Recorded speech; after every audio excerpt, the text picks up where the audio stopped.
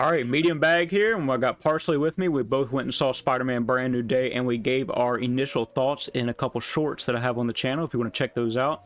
I don't know if our thoughts have changed at all since then, but we're going to talk about it. You ready to talk about Spider-Man Brand New Day?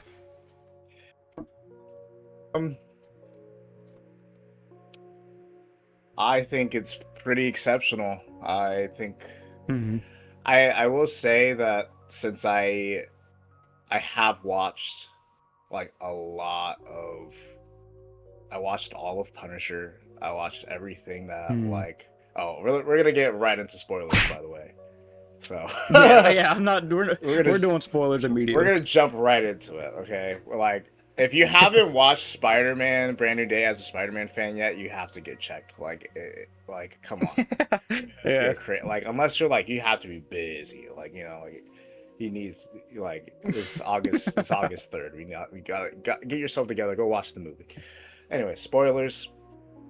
I've watched everything about Punisher. I've watched everything about Yelena. I've watched everything about like Daredevil and all the stuff. So it's like, since I know that stuff, from my perspective, things hit harder for me because I know how Punisher is in all those series and Daredevil and all that stuff. So the way Punisher is like, is great in the details of that, So I'm coming from a perspective where I have a lot of knowledge on all the little intricate little pieces and parts of the movie, whereas like if you haven't watched it, then you could be lower on a few things.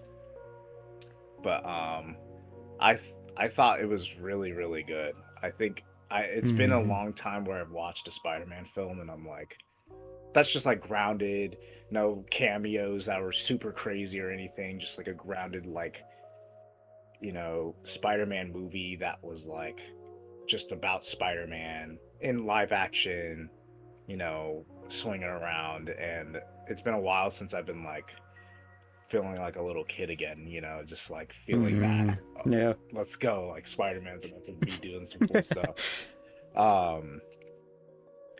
Yeah, so I really enjoyed it. The characters were, honestly, I feel like the characters got a huge upgrade for me, personally, especially Tom, dude.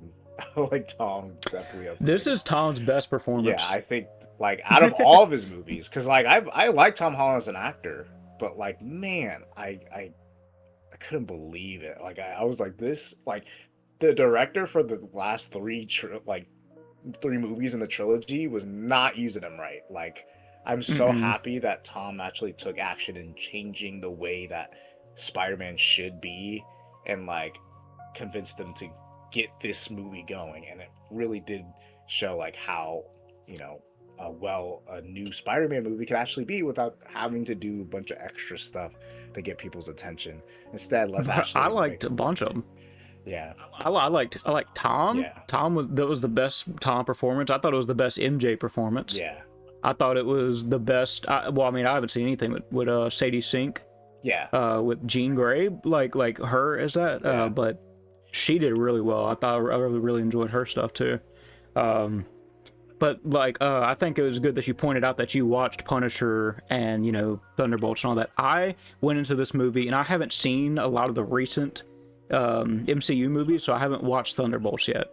I haven't watched Punisher, the TV show. So those things didn't really hit as hard for me. But I kind of understand that, and I'm probably going to give 2 ratings today. Like at the end of the review, like at the end of the discussion, I'm probably going to give like 2 different things with how I feel about it. And I don't know, I wanted to break down everything that happened in the movie. So if you want to, we can like break it down. I'm going to talk about each section of the movie, and I'm going to give my score on each section of the movie and say this is how I felt about this section and this section and this section. I'm really bad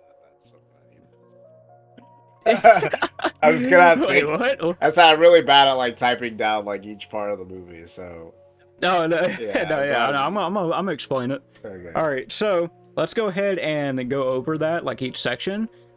Opening to Peter sitting on Crane, then jumping off, dealing with Punisher and the tank, and the collage of him stopping the villains as an homage to the comics, like that entire opening section of this movie. I like it. I don't love it. I don't hate it. I like it. I like how they did all of it. I give it like around a 7.5 out of 10.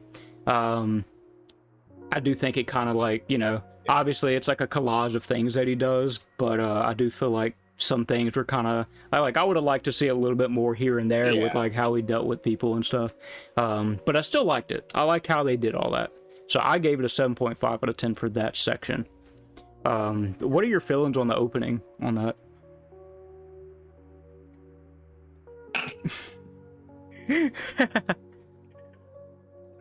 I loved it so much. You loved it, hey, there you go. But here's the thing: is like, I don't know, man. Like, I really like Punisher. His appearance, just like coming into the whole thing, and like the music when he pops in and he's like talking to Spider-Man. Like, I was like, this is unbelievable. Like, this feels like I'm watching a comic right now. Yeah, dude, it's pretty cool. I do agree, though. I think the swinging and stuff and how that was shot and everything was like, if you're talking about that core part, is like a 10 out of 10 for me. It was beautiful. It felt, and that shot when like we didn't get to see in the trailer that much, but the shot when his arm is just like, you're in like first person and you're swinging up, like I felt like I was in the movie. Like I felt like I was swinging, and it's like, obviously, you know, if you're a Spider-Man fan as a kid, kid growing up, you always wanted to like swing around a Spider-Man. Like the way it was shot, it felt like I was, you know, Spider-Man for a moment, you know what I mean? And like that, it meant a lot that was part of it, because it's like they're trying to really make you feel like this is like the movie where you're relating and feeling like Spider-Man right now. Like you understand the character, versus the other three movies where it's like this guy is like a cartoon character, you know, like you know, balancing that, and the way that they balance that comic like stuff with the relatable things at the same time, you know, just in like that core, you know, beginning part of the depression and then going into swinging, and then you're talking to Punisher and it's a little bit comical, a little bit silly, you know, fighting the bad guys, a little bit comical, a little bit silly. The cool poses that Tom did was very impressive, especially if they're not using CGI, like absolutely nuts. I you know, I haven't seen that from the other Spider-Man, like not even Toby. Like that was crazy. I mean, dude, he's funny in this movie. Like when he is Spider-Man, he's funny. Like he makes little jokes here and there. He kind of quippy. Yeah, and for me, it's like probably like overall, my only gripe is that the fights with like the villains individually were too short. I think he literally just gave like a still frame with him like slightly moving in slow motion and then just cut to the next. I understand they're trying to mimic the like comic book panels or covers to those things, but it's like I would have liked to see like a little bit of how he dealt with them, and then he goes into that shot where he does a slow and that like a continuation, and then like make it into a sequence of like little fights. But overall problem. I will say this though. Well, I'll let you give your score in a second. Overall, I will say if I watched all of Punisher, I don't know. It's possible this could have been higher for me. It could have been a little bit higher than a 7.5. So, if I liked Punisher, it could have been 8.5. I don't know. I don't know 100%. But I haven't watched Punisher, so.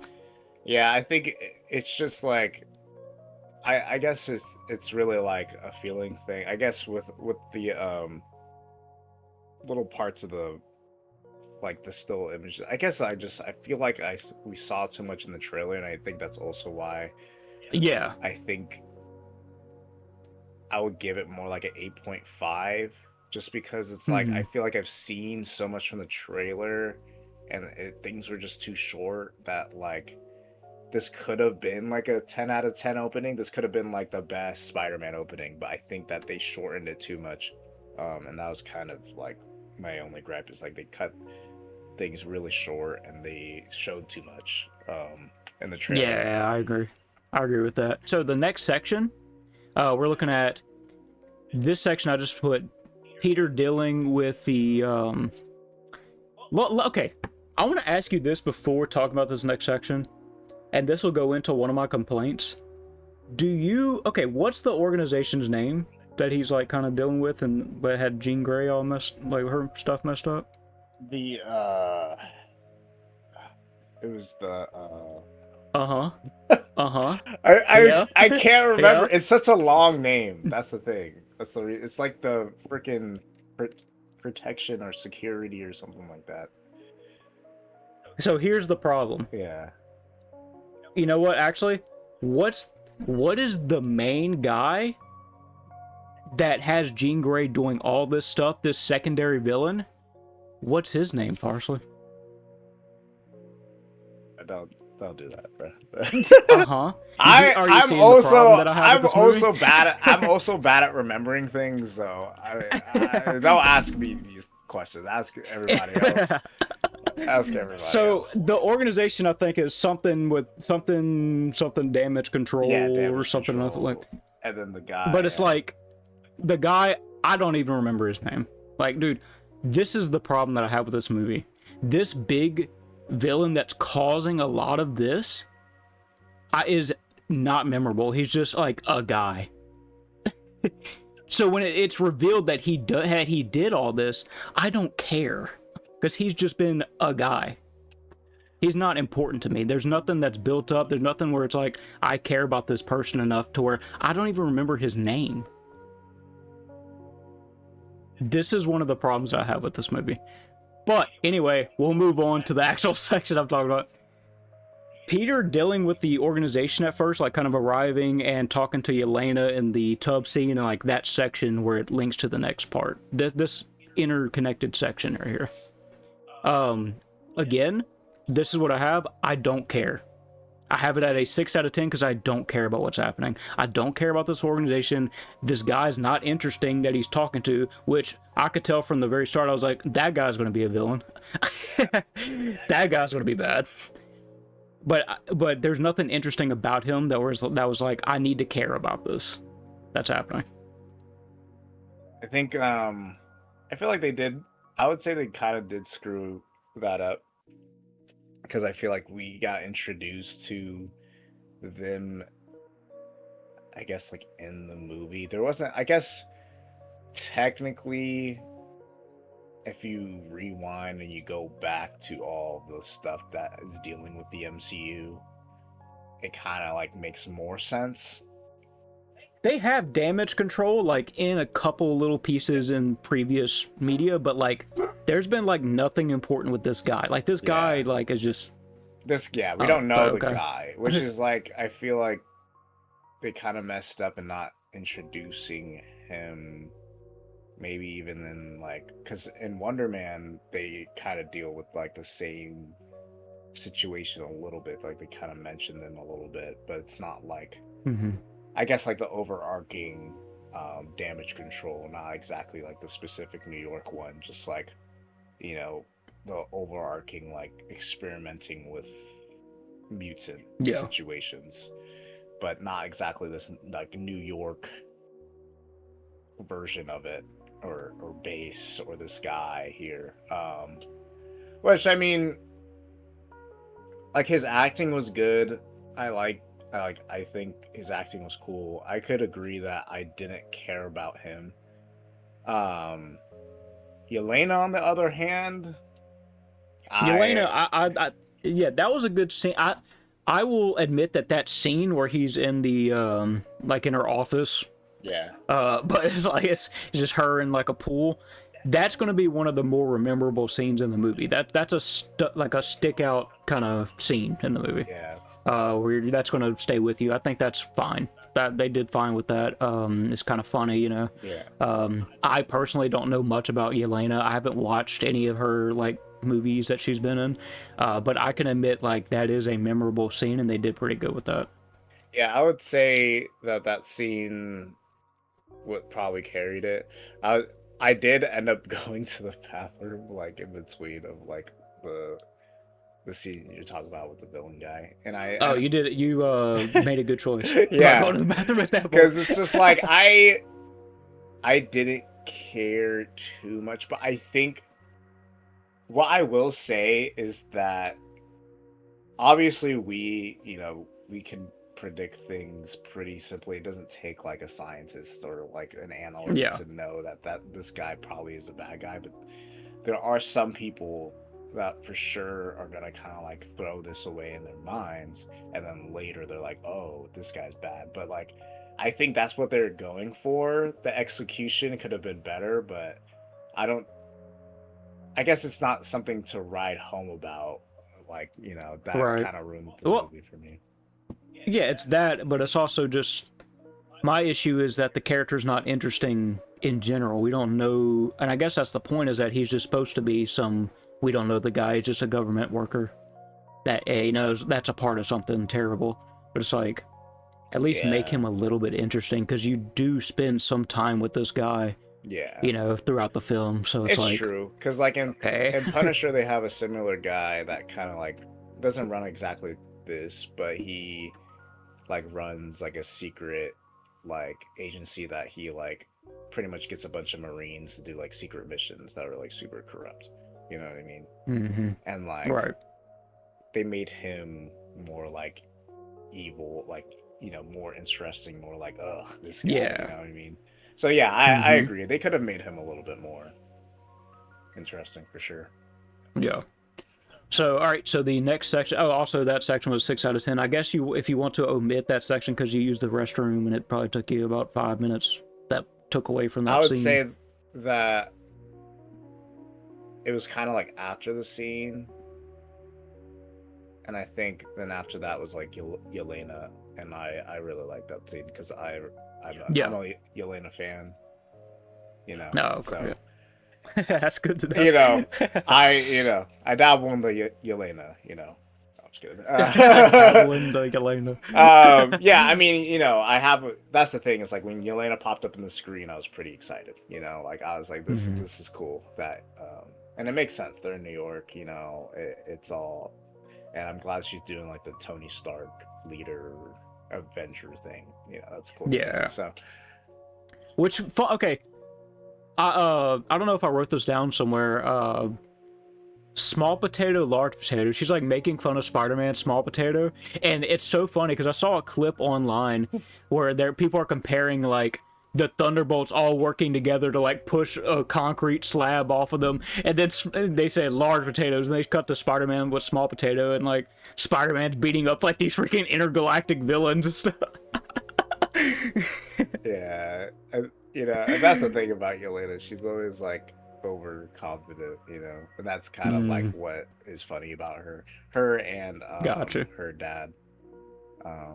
Okay, I thought it was funny because like Spider-Man by himself would just flick that concrete thing. It's taking like their whole squad to do it.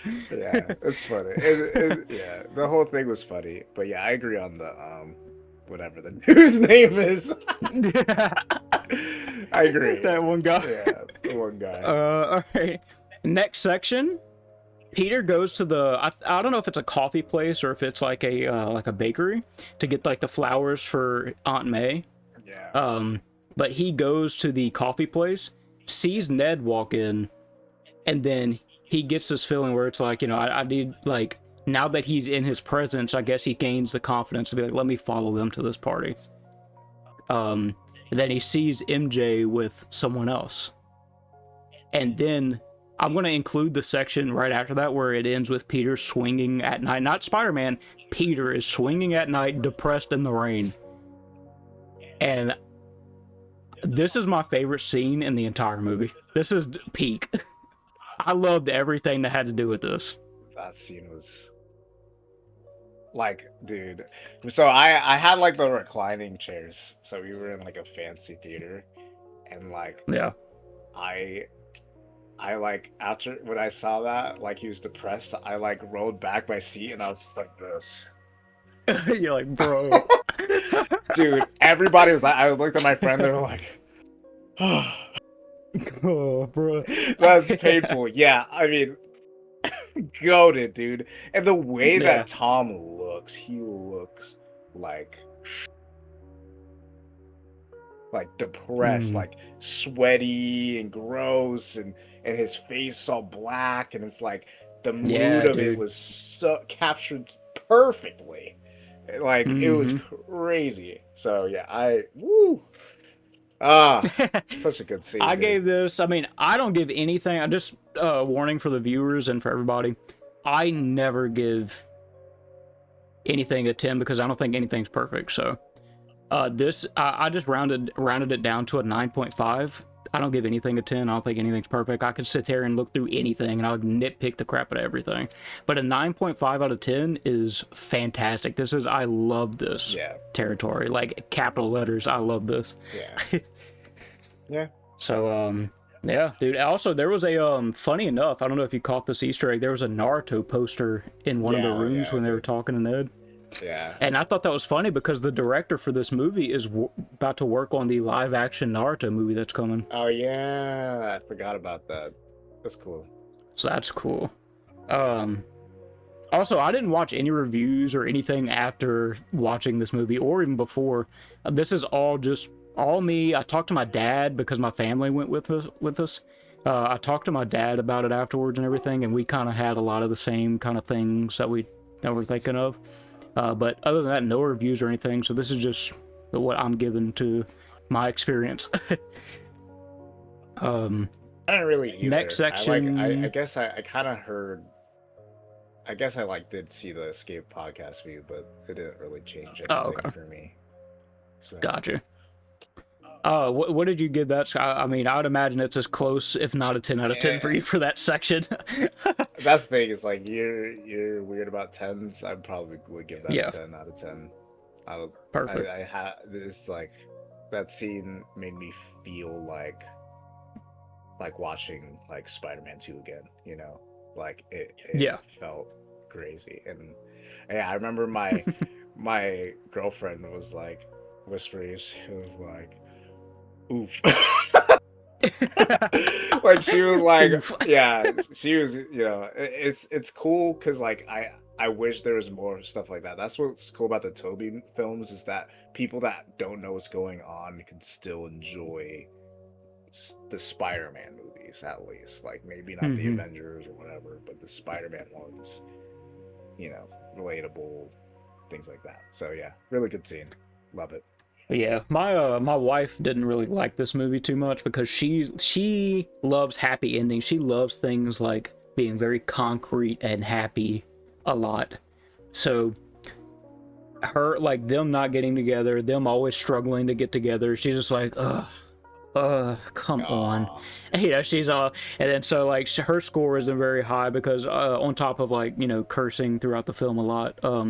You know, we're a Christian little family here. We don't really like the curse. I try not to let any cursing get in the way of my reviews and my scores. But for her, she's very bold about that stuff. She'll let you know if she doesn't like things. So she wasn't as high on this movie, but I don't hold it against her. But Yeah. yeah, she loves MJ and Peter getting together, so it really frustrated her when they never end up doing it in this movie. Um, but I anyway, moving on to disagree, the but next let's go. section. Yeah, no, I disagree. I love the Yeah. struggle Yeah. because it just shows how heroic he is that he can get through all that with that struggle. Yeah, and this isn't his last movie, so No. we'll see more. So Peter wakes up with mutations and tries figuring out how to suppress them. That whole section. And I think that also includes. I think that includes him going to that school with Dr. Banner and he's just trying to figure it out. He's trying to make the suppression stuff. With that. Well, I forget What are your that. thoughts? I guess the last scene that we were just talking about was kind of like a segue. So I guess it's Mm-hmm. kind of part. So kind of in context, at least in the beginning of this situation, was awesome. You know what I mean? Like, Yeah. I almost wish they didn't give it away in the trailers, because Yeah. if you start with the mutation stuff, you're probably sitting there like this, what is happening? Yeah. Huh? And then he's in, like, after the dream, and then he wakes up and he's in the cocoon. You're like, what is going on in here? Like, what is actually happening? And then he gets down and he swings up like this and just, dude. Yeah, dude. Without a trailer, that's like a 9.5, dude. Like, I've been like, yeah. I would have had a heart attack, dude. I would have been like, what is happening? I almost feel like, I think after this movie, I feel like I want to only watch like one trailer now at this point. Like, I can't, I don't want to even see any more trailers. Like, after maybe I see a little tease or something, because I feel like with those kinds of situations, like, I think it would have definitely hit harder. But as a scene, and I guess I'll take it away from the trailers, as a scene, that beginning part was great. I mean, like, especially if you didn't watch any trailers and you have watched like the old like Spider-Man, like Toby with his organic webs, you probably thought that that was really cool, that like he all of a sudden is like mutating into that, like, you know. And so if I didn't watch it, like, probably like enough. But since I did, like, that little part of, yeah, we already knew it was all coming. Yeah. So, and then the half part, you know, with like him talking to Bruce Banner, it was a simple scene of him just like, nothing crazy, talking to him, and a little funny banter. I did kind of like the Bruce Banner feeling like a little bit like of an uncle, you know, kind of like, you know, just kind of giving him advice, and also being impressed by Peter's intelligence, which was like, you know, a huge upgrade in this movie, by the way. So yeah, it was good. I would give it like an 8. Okay. I'm like in between 7 and 7.5. I like it. And like, because like you said, they kind of showed a lot of it, and like, well, that took away a lot of the, you know, oomph of what's happening. Like, I'm sitting there watching this whole scene and all this stuff play out, and I'm like, I know all this. Like, I know this is what's going on, you know. So I, you know, between 7.5, somewhere around there. I like it, but I don't love it. If it wasn't ruined by trailers, maybe I would have loved it. Maybe it would have been a whole point higher. I'm not sure, but yeah. It's fine. Next section is Peter fights Scorpion. This is when like he kind of like the mutation takes over and he fights Scorpion, and it turns out that it's Jean Grey controlling him. And I included the entire section where Jean takes over MJ on the rooftop. Like, he follows her all the way to the rooftop and he takes over and has that scene on the rooftop with MJ. I'm just gonna throw it out there. I love this scene too. Not as much as Peter swinging to press, but almost. I love this. It's like a 9 out of 10 for me. Like, all this stuff. So like, pretty much,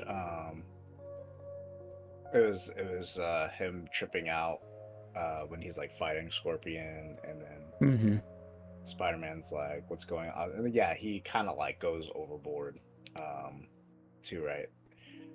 Yeah, that was. And then Jean is basically like threatening him, like I'm like at your apartment, like I got MJ, you know, I can always get to her and all this stuff. Yeah.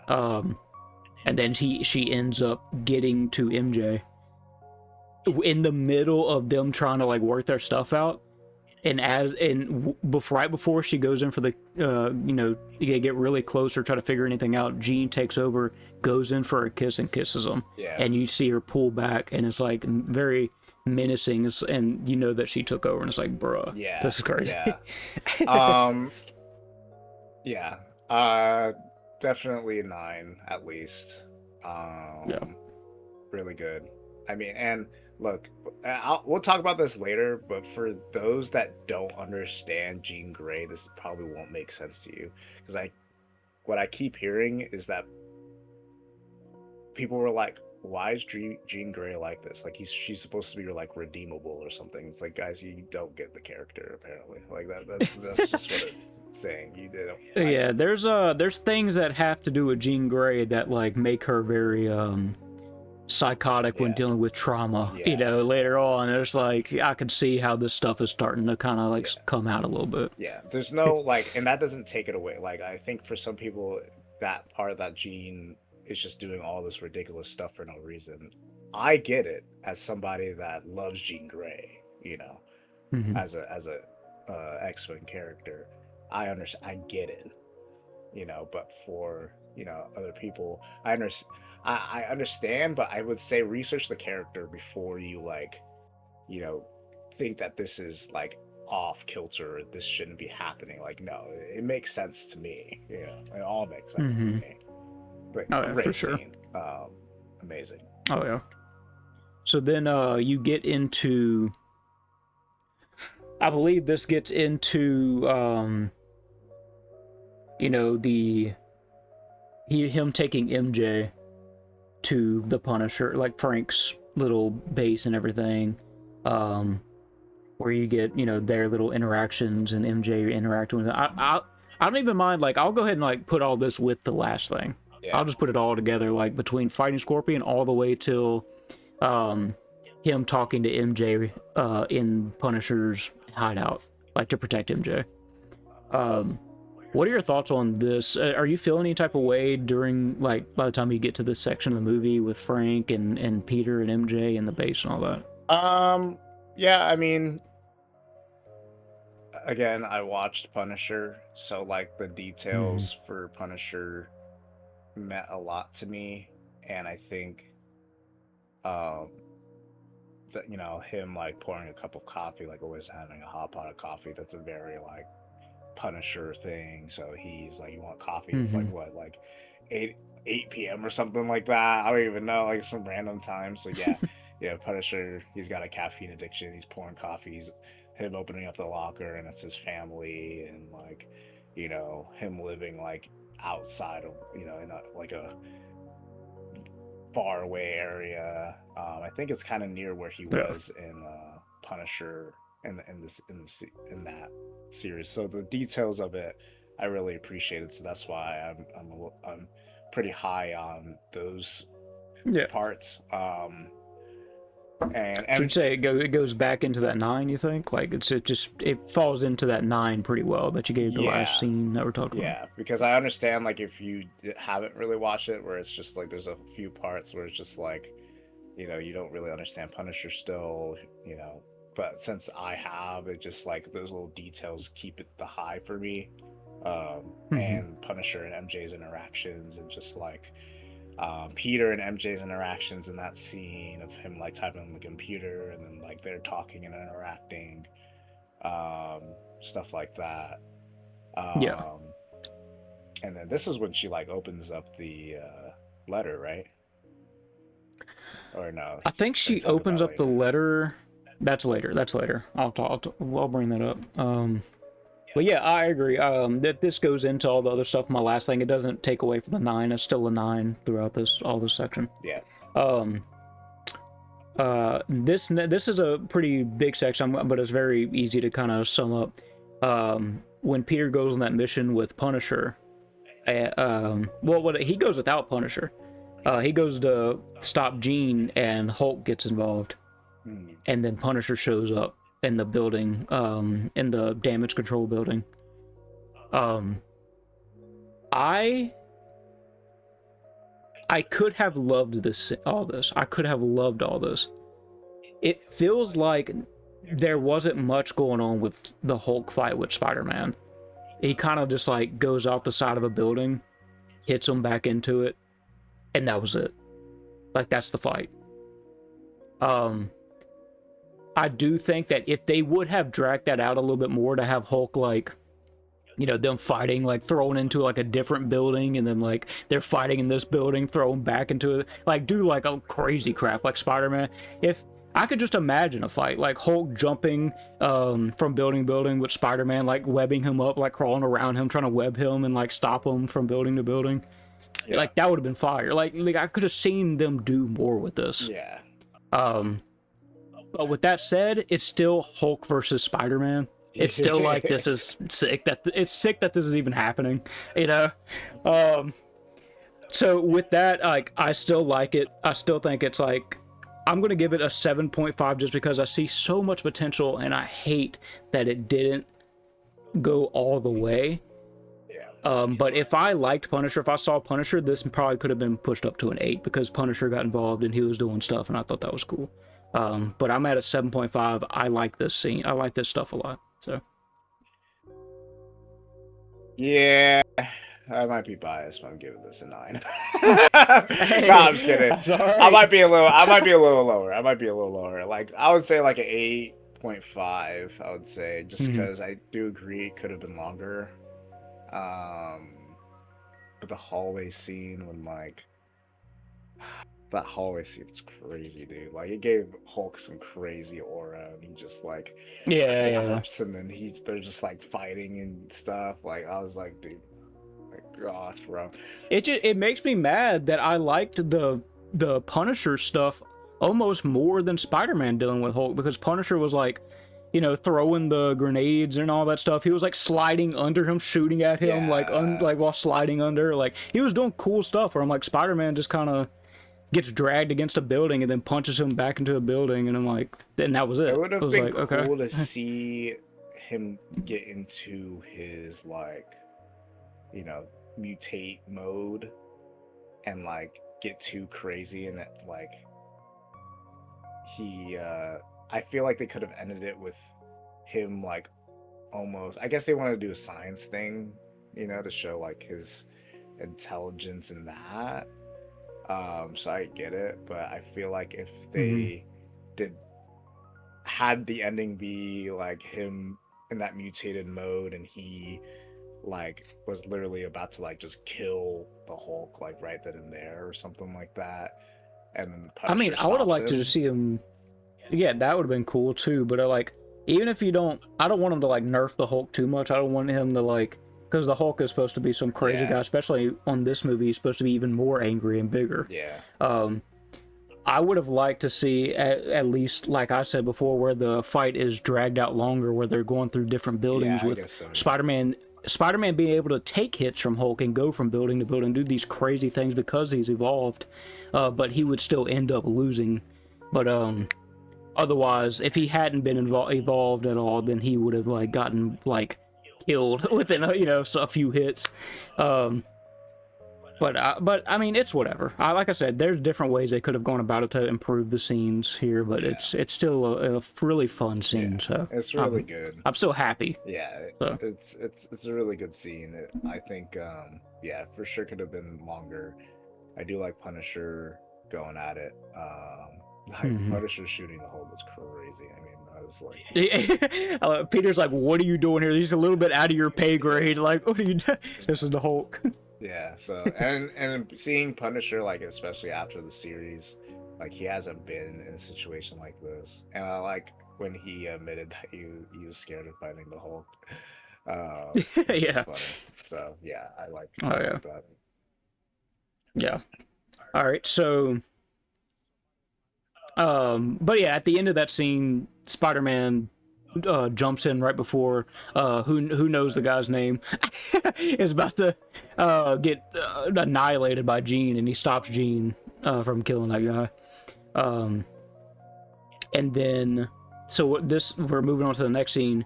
Peter goes back to the base with MJ, or he goes back to the base where MJ is, and this is where he walks in on MJ holding the letter that she found, and they end up having this discussion and all that, and it ends with MJ telling him, after he says, "I love you," it ends with her saying, "I don't love you." And then it's just, and then it goes into, "Oh, by the way, can I get a ride home?" It's just the craziest thing.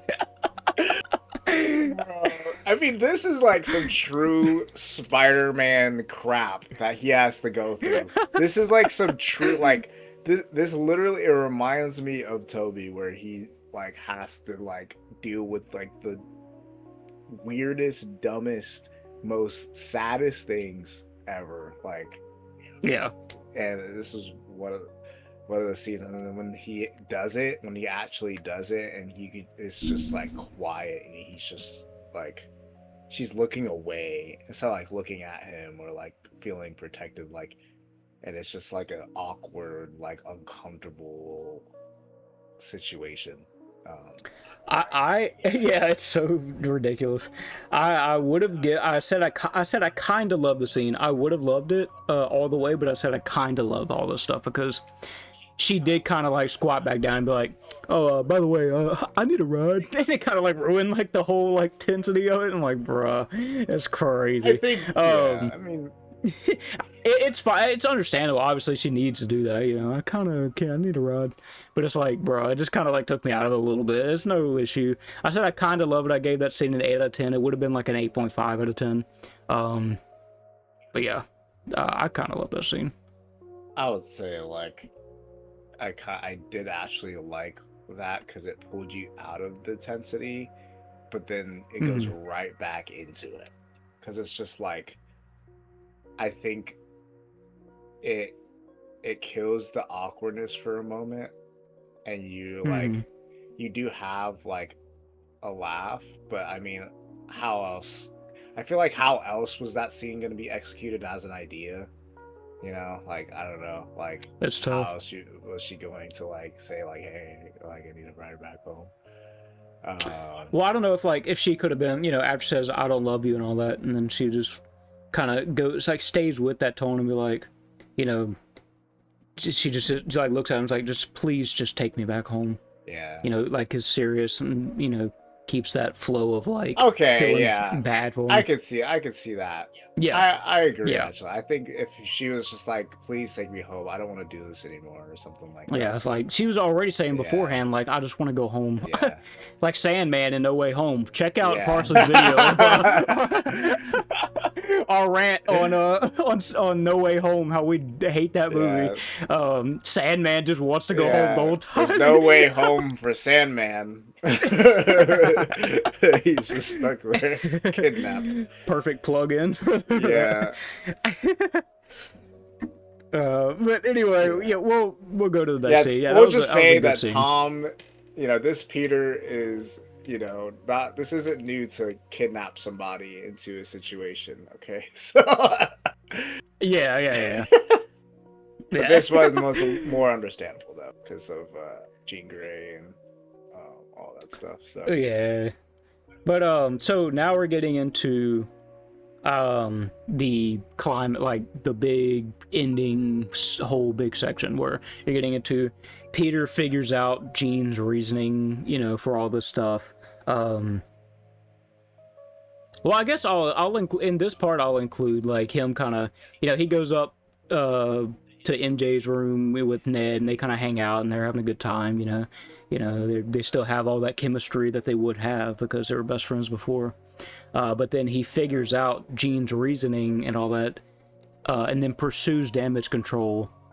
You know, he goes to damage control, and I'm separating the next part, which is the actual like ending part, from this. So this is just him figuring out, him hanging out with his crew in the room, and then pursuing damage control after he figures out that they're up to something. okay. Now, personally, it's fine. It's not. I don't love it. I don't hate it. I think it's okay. It's fine. I think there's probably. Well, do you remember how he figures out what was going on again? Did Jean tell him or something? I can't remember. Jean, like, She was already taken though. with the situation. She was already taken from damage control. Already kidnapped her though, so I don't think she told him. I'm trying to remember how he figured out that there was an issue and he needed to go take care of that with damage control. Oh, I think it was actually Punisher. Oh no, he was going at the same time, I think, actually. Yeah, I'm trying to figure out like what got him on that where I need to go check Jean with damage control and all that. It might have been that one lady that he was talking to that let him know. I think it was actually. I think she when they were on the phone or something like that. She said like whatever. Yeah. So A character I forgot about, dude. Yeah. It could have been that. I mean, these are side characters. I mean, yeah, they could have been like, you know, more memorable and more like but it's they're fine. side characters that kind of like it's just Okay. just to like give Spider-Man, you know, a job. You know, it's like That's why I didn't remember it that well. Okay, because if this would have been like Peter figuring it out on his own, yeah. and them writing a way to where he can figure it out on his own, I would have given it a higher score. But I just said it's okay, 6.5, you know, somewhere around there, you know, because it felt like it was kind of forced a little bit. Like you just so happened to get the call from the lady that let you know to go do that. Like whatever, I guess. It's okay. It's not bad. It's not good to me. It's whatever. Including the part where Jean finds out that they killed her sister? No. Okay. No. Okay. This is just him just hanging out, and then that lady maybe calls once him. Yeah, I mean, I think I kind of like the scene because the intensity of Punisher also getting over there. Or I don't know if he was going to the damage control. He was going there as well, because he was tracking Spider-Man with the GPS app that Ned made, and he was like, I don't know. I guess he figured he would go follow him to whatever mess he was getting into. I guess I don't know. Yeah, because he didn't want her to be, you know, getting into other people's minds and doing stuff. So I like the intensity of Punisher saying like he will do it his way if anything goes down, and I think that like elevated that for me. So I'd probably give it like a 7. Okay. So like a 7.5, just because it's like again, Punisher kind of like threatening that. It makes the intensity a little bit higher because we both know that like the moralities of Spider-Man and Punisher contradict each other, and like that's gonna be like what's actually gonna happen. Like, is Punisher gonna get a shot off? Is Punisher gonna, you know, whatever, you know? Yeah. Well, I mean, we weren't really. I don't know if we were really thinking about him shooting her at that point. We do know we were thinking about him like stopping Spider-Man or getting in there and like, you know, getting involved in some way. We didn't know that he was going to freaking do what he did, you know. But, from my perspective, because he said that he was going to do things his way. His way always means like he's going to kill her. Always means a kill. Yeah. Okay. Gotcha. Yeah. Because, I guess that's true. Yeah. He does mean that. That's for sure. Yeah. So that's the thing is. I forgot about that part. That he said he's going to do it his way. Yeah. So that built the intensity up for me because I'm like, oh, you better not kill her, and like that was like, okay, what's going to happen? So I think.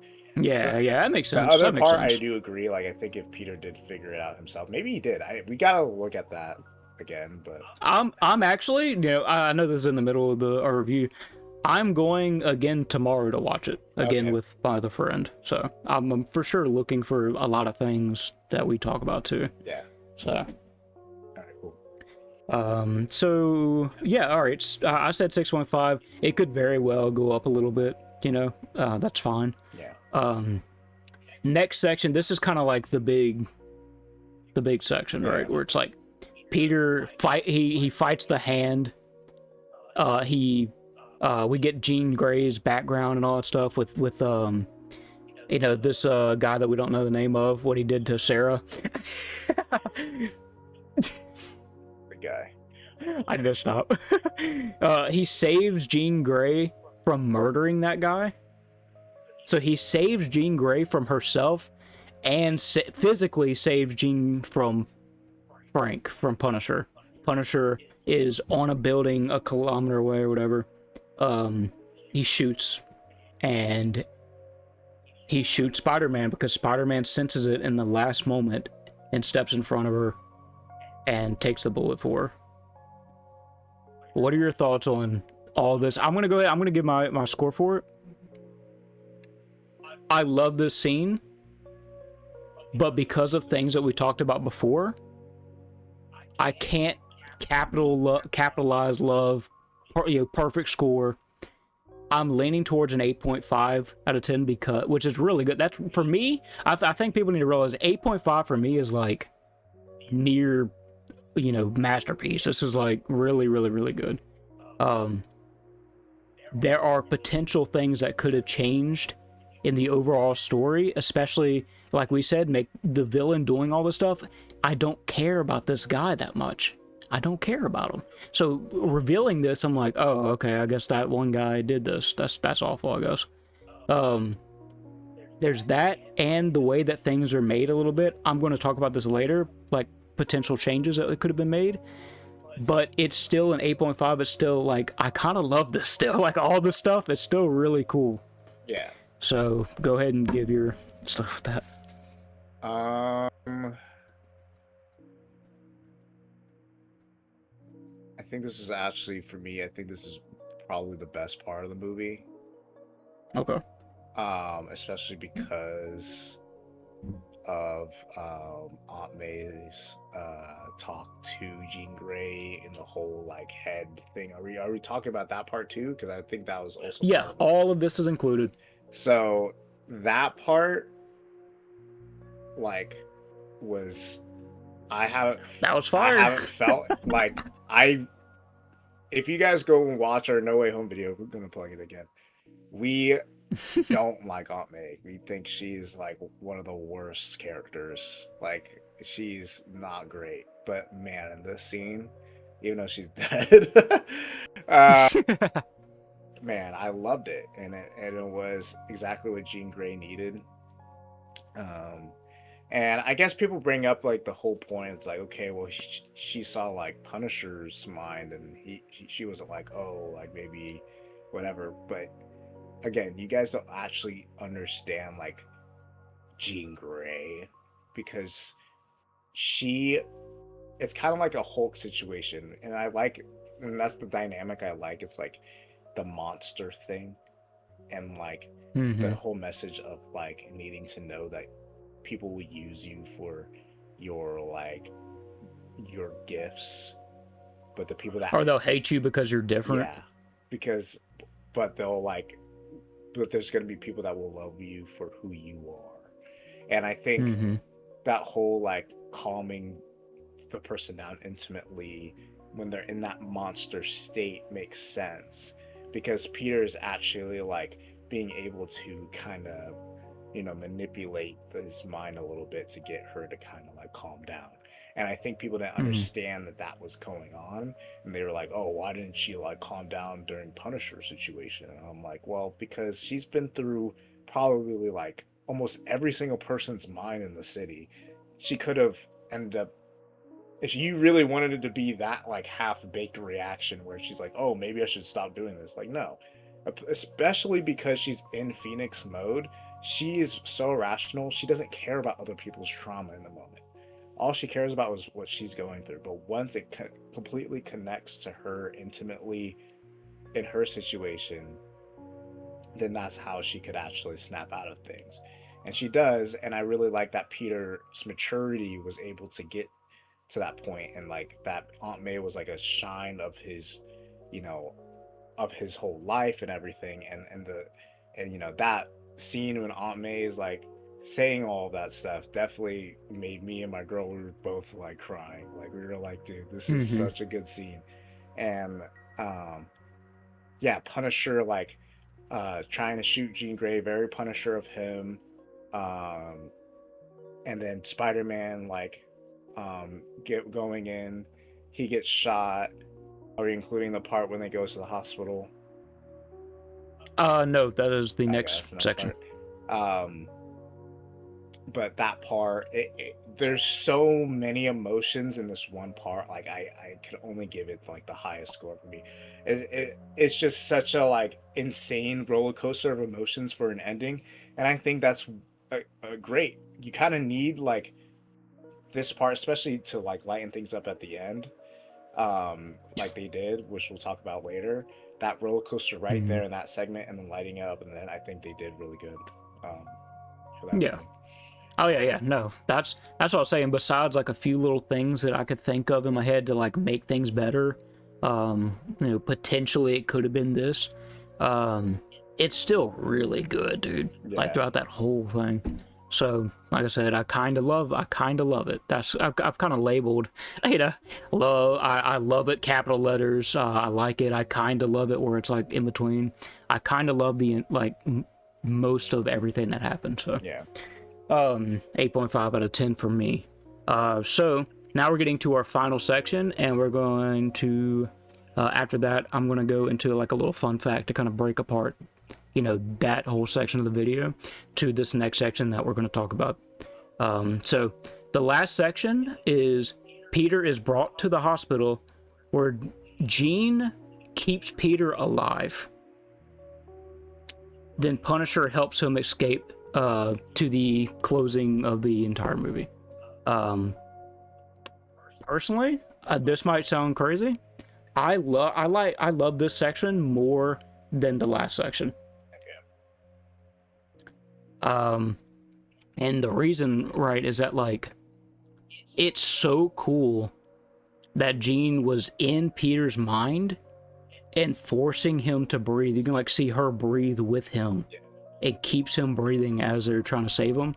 And the fact that this last section is the payoff for everything that Spider-Man and his relationship with Frank is. Frank changes as a character. This is his arc that he goes into, where he changes. And he goes from in his base talking about how goofy it is that he's wearing a mask. How goofy it is that, like, how about the Spider-Man as a whole, where you see him making sure that Spider-Man has the mask on. He hints that his mask is at the end of the bed, and that he kind of makes sure that his identity is kept secret because he respects Spider-Man now. I think that is awesome. This is a great part. So last section I gave it 8.5. This section I gave it a 9. It's higher than that last section because I love this whole section. That was great. I definitely get it. I think people were like, why is Punisher like so sad about Peter being shot? Like, that's not Punisher. And I'm like, it really is. And it was being built up throughout the series that he just doesn't kill people, that especially that do good things and try to help people. He definitely doesn't like doing that. It's not him. And since Spider-Man is the neighborhood hero, this hits hard for Punisher, because he's literally just shot somebody that is doing, like, literally being pretty much pure and helping so many people, and that would really hurt him. And of course, since they have a relationship too, they're like friends and they've known each other and they work together, and Spider-Man's trying to change him and everything, and that change paid off, where Punisher had to learn the hard way that he needs to change, and that ending was great. And the whole like putting on the mask and yeah, dude, that's the change, dude. That's what I'm talking about. He thought it was so goofy and had so much disrespect for Peter, and like he didn't care about him. He thought it was like some goofy kid that like is doing everything wrong, and like he was even offended at one point, because he's like, if I still had the people that I love, I would share all my secrets with them. Yeah. Like, why don't you do that? Why are you wearing that mask? And then you see his character arc, and it goes to the end where he himself is wearing the mask. He puts it on because he respects Peter so much and has learned, from him. Yeah. And I thought that scene was also kind of funny. Yeah, he was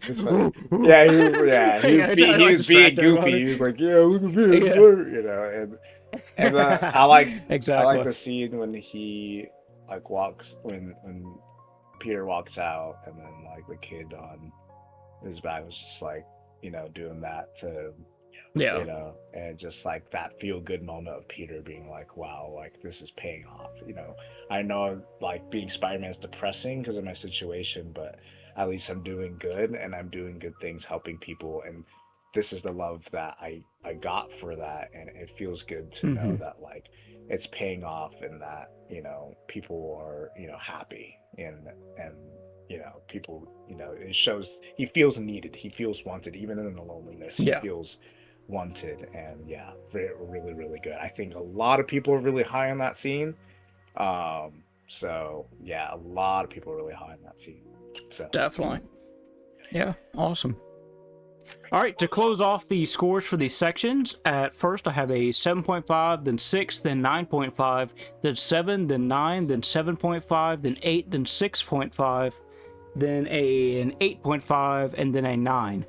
Now, when you add all of those together and then get the average of it, you are looking at a 7.85 rounded up to a 7.9, or a 3.9 out of 5, and that was the score that I gave it at the end of my initial thoughts.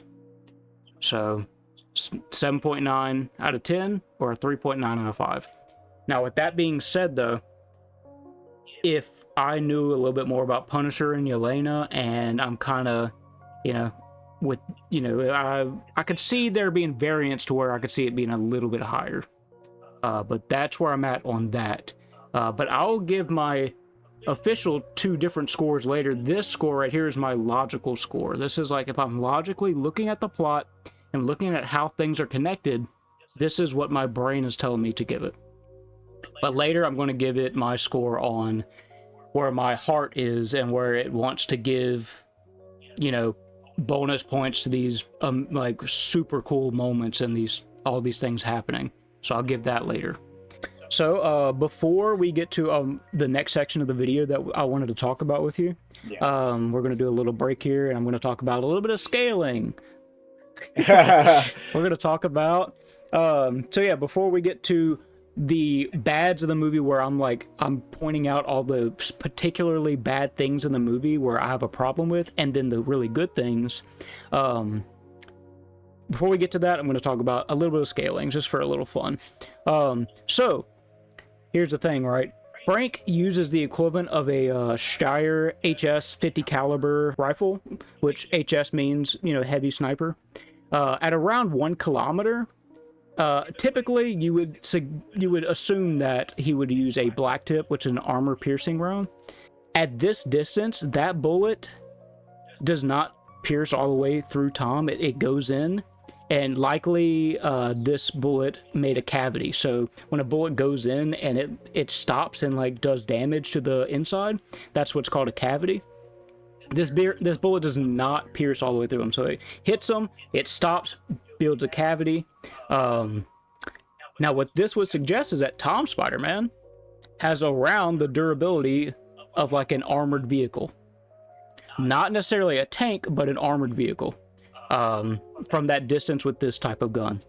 Now, if you assume that Frank would make upgrades to the weapon, or that weapons in general in this universe typically just scale higher than our normal real world, then you can assume that Tom would have almost like tank-like durability. Yeah. Which would be, that's kind of nuts. But at the minimum, you have like half-inch steel armored vehicle durability, or up to 3 to 4 inches of steel of tank durability. Yeah. So that's pretty cool. Pretty crazy. That's pretty crazy. He's I mean, Tom in general has definitely had a huge upgrade in strength and reaction speeds. I mean, of course, with his what's it called? Obviously, with his mutation too. For sure, he's definitely getting like an all-around amp, like in his senses and his strength, potentially even durability. I guess if you go comic accurate, he just keeps mutating, kind of like if you have watched Naruto, like the Biju and their transformations, they could kind of like because what I'm gonna guess with the mutations is definitely like he didn't turn into Man Spider, but that's probably going to happen. It is just kind of like, it makes sense. I don't know how. I feel like he's going, because if he's going to have the mutation and then he was able to control it with the hand, I feel like at some point it's going to get too much. And they might do something like that with Secret Wars or something. It's either going to get too much, or it's either going to be, it's going to continue, or it did stop where he controlled it and he's like, oh, I'm both Peter and Spider-Man, and he controls it. I don't know, maybe it will keep going and you'll see more mutation as he goes through more in the next, few movies, because obviously it's triggered by a lot of trauma. Yeah. So I would say without like his inhibitor, like he's probably gonna be like regenerating if he gets to like in that rage. He's kind of crazy. Yeah. Now compare that to and the reason why I brought the scaling up is like, look at Andrew Spider-Man. Yeah. He got hit with like a normal 9mm at like, by a police officer, and it pierced through his ankle, like his foot or whatever. Like it went through his body just like how this one went through Tom, but that's a 9mm compared to something that's, debatably 100 times more force in it, for Tom. Yep. That's kind of crazy, bro. He's definitely more durable. I mean, I expected to see him eventually even with his mutated stuff, he's definitely competing with Toby for sure. Yeah, he's definitely on that level with Toby. Yeah. Where,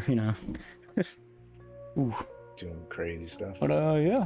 Did you want to add anything that you heard of just for the segue that before we get into the next long section? Like anything you want to talk about with the movies? Just fun little things here and there that maybe that you heard of or anything? Well, scaling wise, being able to knock down the Hulk is actually insane. Being able to take a hit from that angry Hulk is crazy. Yeah, take a hit and like be able to like use your combat speed to, or at all is crazy, especially because you see Hulk in like Ragnarok, like dealing with people that are like demigods and stuff, and he's like the strongest guy in that area. Like, Tom's definitely getting a lot crazier. Let me ask you, how do you feel about this director working on the live action Naruto? Are you like more confident now that you've seen Shang-Chi and this movie? I'm definitely very excited for sure now. I think we know he can do emotional moments very well, and Naruto has a lot of emotional stuff. For sure. And I think shout out to this director in general with Spider-Man, because Tom was not being used for this kind of acting before, and I think this is what we needed to actually see Tom, like what people were talking about when people were like Tom Holland's like the best Spider-Man, which I've never agreed with. But like if somebody said like this Spider-Man, like this Tom in Brandy Day is like higher than Toby and Andrew, I couldn't really be upset, because he actually just was so much more likable, a lot more funny, and just less like he was like a little silly, but he's a lot less quippy and like, oh my butt, my butt, oh no. The car drag, that in case the audience doesn't remember, the car, there was a car chase scene in the middle of Homecoming with the dudes that had a bunch of weapons in the back of the car, and he like attached himself to the car and he's dragging against the street and he's like, oh my butt. So like, okay. He's just like, oh brother. It's just like, and and I think overall, like with the action and stuff, definitely such a huge upgrade. I mean, in the past few movies, I feel like Spider-Man hasn't done anything that crazy to like nothing fun or anything. I like that Spider-Man was actually like beating up villains and like taking them down and figuring things out. Like I feel like he was just not, and like especially not in Homecoming where he's constantly being saved.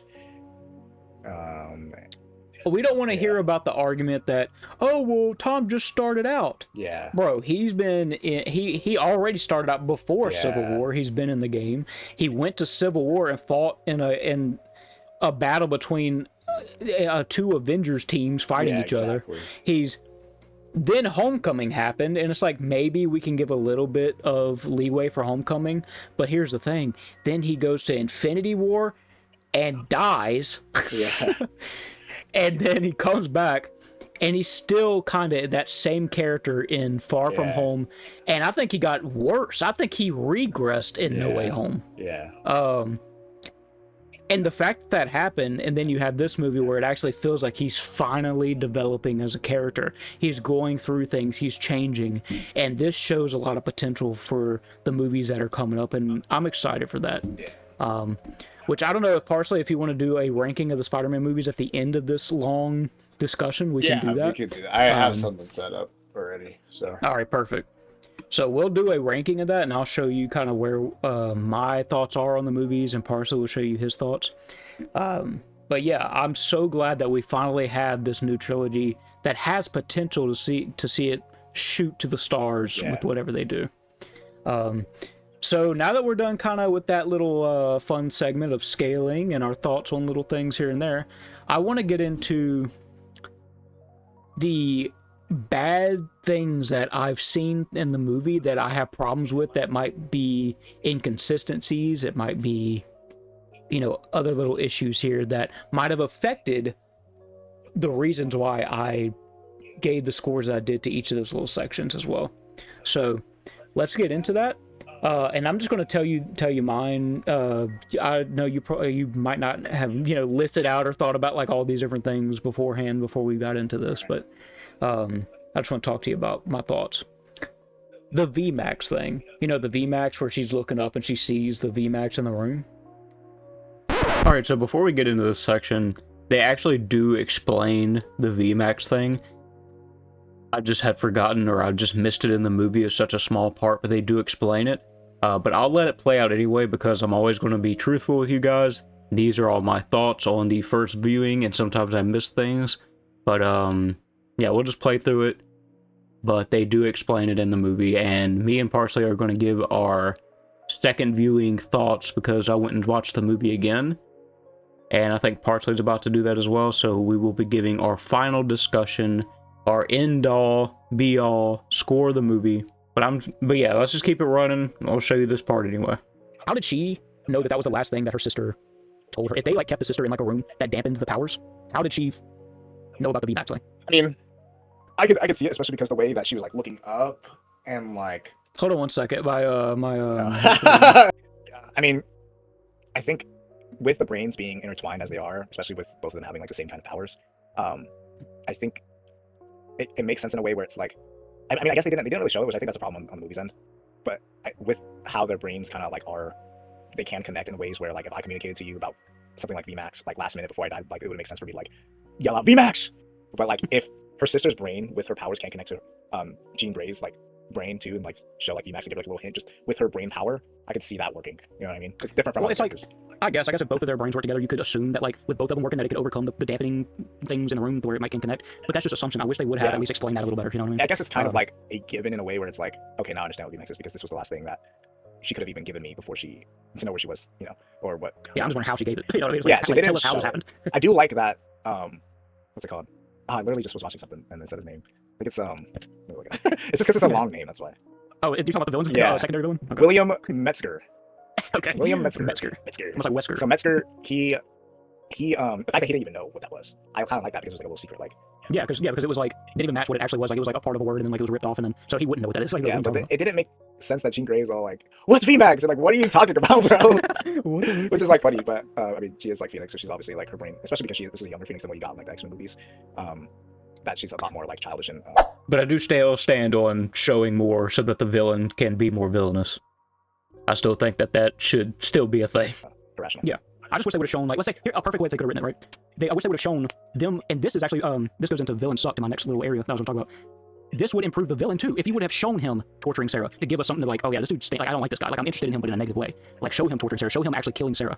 And then, like, it'd be cool if there was some kind of link between Jean and her, that, like, the reason why she could connect to her through the dampening is because in that traumatic moment, like, her power came a little bit stronger, like how it did at the end, where, like, she had some strength in her power, like, you know, like, Sarah just died, he just killed my sister, and, you know, I'm seeing these visions and everything, I'm able to connect with her in her last moments. You know, and that would be another reason, and then it goes into the villain, you know, like what I already read in William, like being, you know, seeing like the levels of power that came from Jean and being like, that's not safe. We need to get her. Yeah. You know, maybe they have like some kind of radar where it shows like the levels of power from mutants, and like that trauma from her sister and the link made her power spike a little bit, and then that's what got them interested in her, and it explains the VMAX thing. Yeah. I mean, that's what I'm saying. It could, yeah, sure. Things I'm not gonna be hard on it. Yeah. Again, we already talked about this. I don't like that Spider-Man is still treated like small potatoes when obviously he's not. But at the same time, it's like, it's kind of funny, and like you said, it goes in with Yelena's character, so it's like we can kind of overlook that. It's not like she's being like arrogant, you know, to kind of be funny. It's almost like, yeah, you know, and especially, well, I guess in the grand scheme of things, she is doing a lot bigger things, like potentially space stuff. So there is like a little funny thing, but it's really her just kind of like, it's a little like flirtatious and, you know, a little like, oh, I'm better than you. But like, she's always going to be like that. She's very... Yeah, and that's why I can overlook it. I'm like, whatever, that's fine. I just wanted to bring that up because that's what I brought up earlier. Okay. You know the point where this is right before the whole Scorpion and then Jean takes over MJ on the rooftop, like that nighttime scene. This is right before that. How did Jean get out of the helicopter? I kind of had a bit of a brain fart in this moment. You know, it didn't come to me until afterwards, and I was like, oh, it does explain. Like, obviously, Jean has certain abilities that lets this stuff happen with the guy left in the helicopter. But I will still stand by, Peter doesn't know all the abilities of Jean, so it is still weird that he left the guy in the helicopter. You know, at least without, like, talking to authorities about, like, the issue, and just leaving the guy, you know, you don't know who's going to go up there, you don't know what things happen here, but, yeah, I don't know. But yeah, I'm still going to let it roll. I know I messed up, but enjoy. To possess MJ. Remember he stuck her to like a helicopter against a crane, and he's like, you can't get within 33 feet of, you know, connect, like, somebody's mind to take over. So she's stuck up there. So A, how did she get down?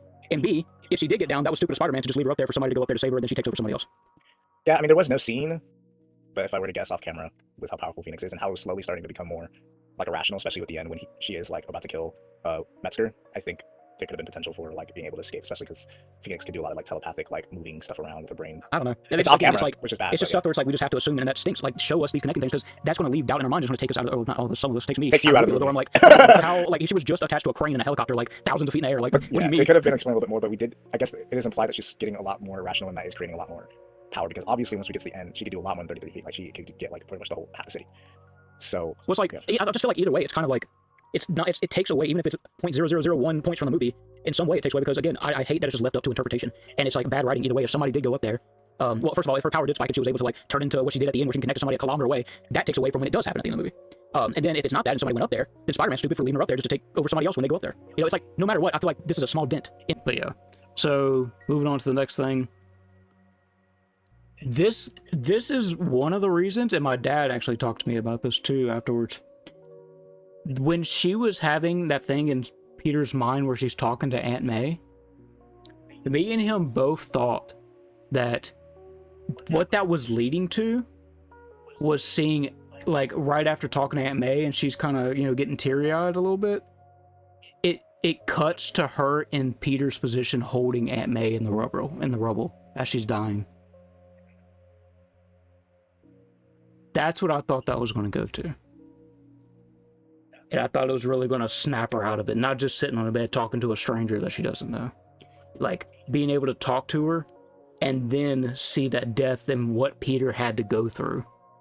And Peter still is a hero despite seeing his aunt and like one of his most cherished people dying in his arms.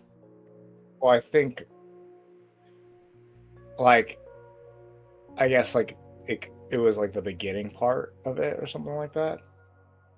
Where, like, when she got there at first, like, are you talking about she first saw that Aunt May died and then she's ended up in, like, that bed, or what? No, I'm saying she didn't see Aunt May die at all. It didn't show it. What it did, remember when she was on Peter's bed and she was talking to Aunt May? Yeah.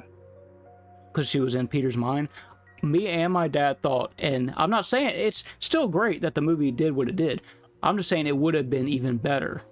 And this is what me and my dad both thought it was going to do, was after their talk on the bed, it would cut to, like, it would shift into another memory where she is in Peter's position, holding Aunt May dying in his arms. And then her realizing that Peter went through all of this, literally somebody so close to her, just like Sarah died.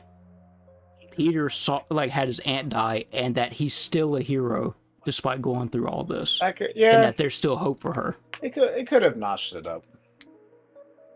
Exactly. I don't think it's. That's what I'm saying. That's why I didn't give it some perfect score. You know, I was like, there's things there. I'm like, I thought it was going to this, and it could have been better. But it could have, and I think like it could have been. That's better. The thing is like, you know, I'm not exact. Like they still were able to manage a scene that got the message through. I think, but for me, they didn't exactly need to do that. That's the thing. They didn't need to do it to make it a good scene because it still was. Yeah, of course. So I mean, yeah, you don't need to, but it would have been even better if it did. Of course, but yeah, I understand. Yeah, so you're starting to kind of like understand what I'm saying, like they're like it's a great movie, or it's a really good movie to a great movie depending on who you are, but there's so much potential that I think could have been untapped with these things where it's like, dude, this could have been... I think with that particular thing, I'm a lot less giving that a hard time than the other stuff that you're talking about. With the Jean Grey being stuck in the helicopter stuff and like leaving that out. Well, those are like inconsistencies where it's like, this is just like you could have done a little better. But it's just like, I still got in the feels. It did the job. And it did more than the job. It was like my favorite part of the movie. For sure. So, they did their thing still. But it would have really for me cemented the. It would have been really cool for sure. It would have been like a lot like it would have really like made the message more like clear in everyone's face. You know? Yeah. All right. Next is. Villain sucked. Like we were talking about William Metzger or whatever. He's just a guy. Build him up as more. Being manipulative. Hold on, my thing's covering it. Being more evil. He could have utilized... Oh, this is an idea I had. Maybe he could have utilized Scorpion. You know, because Scorpion was there to be used. I think it would have been cool to, like, maybe have Scorpion cut. That's something that maybe he could have built... could have built the villain up by using Scorpion. Maybe he had like an edge up on Scorpion or something on his life where he was the one that like kind of was in the shadows, like manipulating things until but Jean Grey, obviously she took a lot of that, but I'm just saying, I'm trying to think of a way that they could have written this character to be better, more interesting. It's just weird. It could have been a lot more like a little bit more I would say evilness. I feel like he was just kind of doing his job. Yeah, there wasn't a lot of like, oh man, this guy's ruthless. Like he just kind of was like a Mark Zuckerberg, just like, Yeah, they didn't give him any personality. Even if it's not evil, there's just nothing to be of interest. I'm not like, oh yeah, this guy's a menace like Kingpin or something. I mean, you can't really compare a lot of villains to Kingpin, but like even a little bit of where it's like he just says something out of pocket and you're like, bro, chill out, and then it makes you like, oh yeah, I hate this guy or something like that. I think what you're looking for, I think what you're looking for is more of a feeling, like written on paper. Just something. The way his character does, like the things that his character does, it's good, and I think it makes it for an interesting move for the X-Men stuff, especially because Metzger in the comics, he's like the one that kind of makes the X-Men and the mutants just look bad for the media and stuff, and I think that's kind of what they're doing with that and building that up, which is good. But the feeling of the character, like when you're thinking about like just like a simple character, I'll give Green Goblin, a simple street level character. Even taking away the powers and stuff, like just him being like saying like bold stuff. It could have been like saying like rude things to Sadie Sink, like, oh, like your sister was just a puppet for me to use and to whatever, and you can't maybe say these things like, I'll expose everybody. I'll go into everybody's mind and tell them that you deserve to be arrested and you're doing this behind everyone's back or something like that. And then he's like, well, Mhm. you won't know because you'll be dead or something like, that, a little bit more Yeah, of yeah, a just something. ruthless, like, feeling to the character would have been a little bit better versus him just being like, I'm doing my job. You know what I mean? Like, I'm just yeah, written to do my job. I'm just here. And that's I my agree. problem with it, right? Is that like even if you don't even go as far as everything that you said, just like I hate when side characters, and that's a pretty important side character, is just there to just be used as a tool for a different character to be better. Yeah. And I hate that. Like, this character still needs to be something. Even if he's like, he's having an interaction with Jean Grey, and he just like gives her like an evil little smirk, like if she's like talking about like her sister and stuff, and like you can tell he's kind of like being, he has a character of some way, like just something, dude, give us something. He's just a guy. But yeah. So anyway, I'm glad we agree on that. There needs to be something with the villain there. For sure. I agree.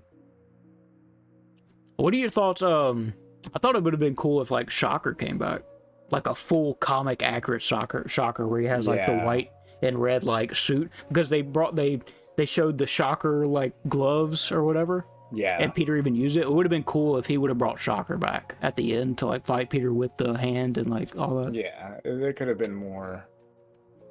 Like something that like have him working on something, like maybe he's working on like Shocker to like help defeat mutants and stuff, and like, or bro, throw a wrench in it, bro. Forget what this character does with the comics. He becomes the new Shocker. Yeah. He gets the full outfit on, he gets the gloves, and he is Shocker now. Something Yeah, that has something to with do with like Spider-Man stuff. I know that's missing, and I think Jean does a good job in kind of being that villain, but it's also like I think there could have been a little bit more Spider-Man villain stuff for sure, where it's like more related to that instead of them being like kind of like the side plot. Yeah, I just thought it would have been cool to have like Jean manipulate like he's the Shocker and he goes in there and he has the suit ready just in case, it's always there in the facility. And when Jean's about to break out, when they see like, oh, her levels are getting crazy and she starts going nuts, and he has like a suit or something where it's even like stronger dampening and he's able to fight Jean. And then, but eventually she overpowers him and like uses him to fight Peter with the hand. Yeah. And then Peter beats him to like near death, and then she's about to kill him. Like Peter decides not to kill him, not to kill the new Shocker, and then she takes over him and is about to kill him like in the movie. And Peter's like, no, don't do this. Sure. Okay, I'm just throwing out ideas. Y'all let us know in the comments, that whoever has watched this far into the video, what your thoughts are on that. If that would have been cool to like throw a wrench in it and he becomes Shocker to give him some interest. But yeah, anyway, next thing.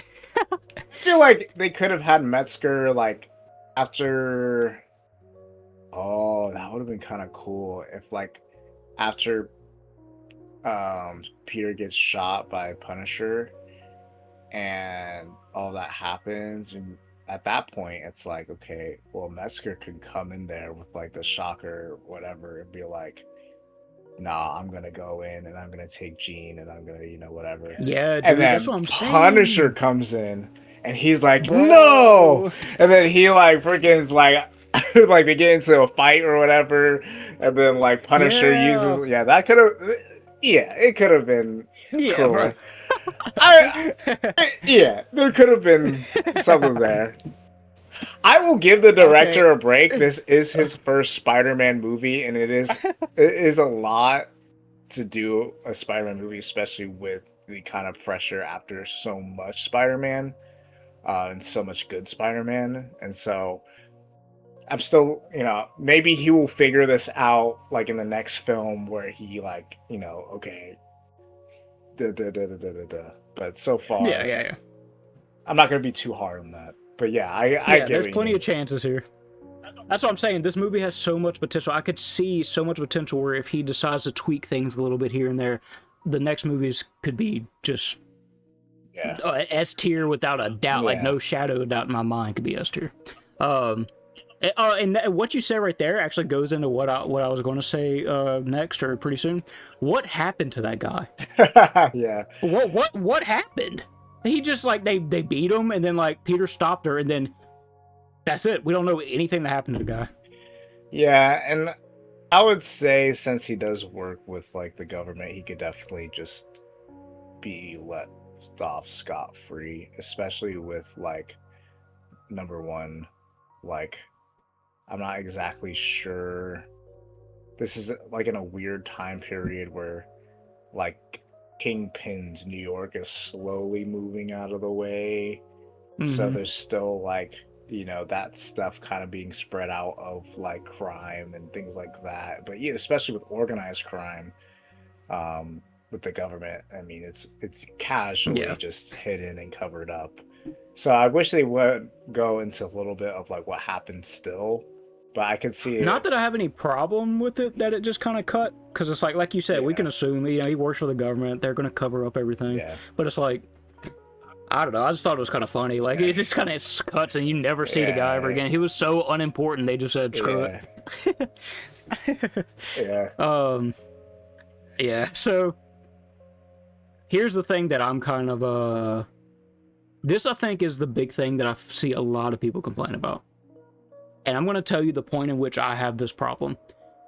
I think that the movie could have had some better pacing in that they could have cut some dragged out scenes a little bit to utilize time to build up these other characters like we're talking about. I feel like there are scenes where it's like, it's like, oh, this feels kind of long. You're kind of like, oh man, yeah, this does feel like a long movie. And you shouldn't be feeling like it's a long movie. And I think like after Peter saved William and stopped Jean and then like stopped the Hulk and everything, like after that scene, and it's still going, it still goes to the base, and like at that point I'm like, I looked at my wife and I was like, yeah, this is a long movie, huh? this feels like, it just feels long. I'm like, bro, like this is kind I of, think I oh my think the goodness. beginning was a little bit of a curse because especially with the Elena scene and stuff like that, especially if you don't know the details of Marvel stuff in the past few years, it's just like it's like we could have been I don't doing know, something dude. else. I think the Yelena scene, even though I liked it, I think they spent too much time with it. Too. I feel Yeah. like that. Well, there's a couple scenes like that in Yeah. the movie where it's like they could have taken a minute here, a minute there, like 30 seconds of cut there, like cut off there. Like they could have saved over the course of the whole movie. They probably could have saved 10 minutes to put toward building up like other things that they should have built up, like we're talking about. Yeah. Uh, and that's why like my wife didn't really like the movie that much, because if a movie's kind of boring to her, if she's getting bored at any sections of the movie, that is for her. That's like she probably she hasn't been diagnosed. I'm pretty sure she has ADHD or something. She it's a nosedive in the score. It's Yeah. like it's a wrap. I don't really. I think I agree with the part where it's like they could have used some time that they were kind of dragging things out to like Yeah, actually like drag out that beginning scene that could have been like peak. Well, it is for yeah, me, but like the whole, they could have had those fight sequences be longer than like what we saw in the trailer. I yeah. feel It like could we have just built up William. saw, yeah, we could have saw the trailer be a little bit more like the whatever we saw in the trailer to be a little bit more dragged out with the Yeah. fighting and stuff like that, and they could have used that. But I will not say that I got bored. You don't think it's bad pacing though? Like, yeah, you don't think it's I bad don't or think anything? I got bored. I don't think I got to the point where I was like, this is like too long, where I'm just like, Mm-hmm. ugh. I know that the Yelena stuff was a little bit too long, and there's a few other things that are a little bit too long, but it wasn't like taking it out for me. I was still ready for whatever to come, because like after that beginning stuff was like a little bit too long. After that, I completely lost any kind of thinking of like this is boring, especially with all the stuff going on, Yeah, and yeah, all yeah. the No, sad of stuff, course. especially like once we get to the part where like Peter decides to go to the party. Like after that, everything was just like, woo! Yeah. like just crazy. I got you. So I don't really agree with exactly the pacing specifically, but yes, they could have used time better. I would say the time management.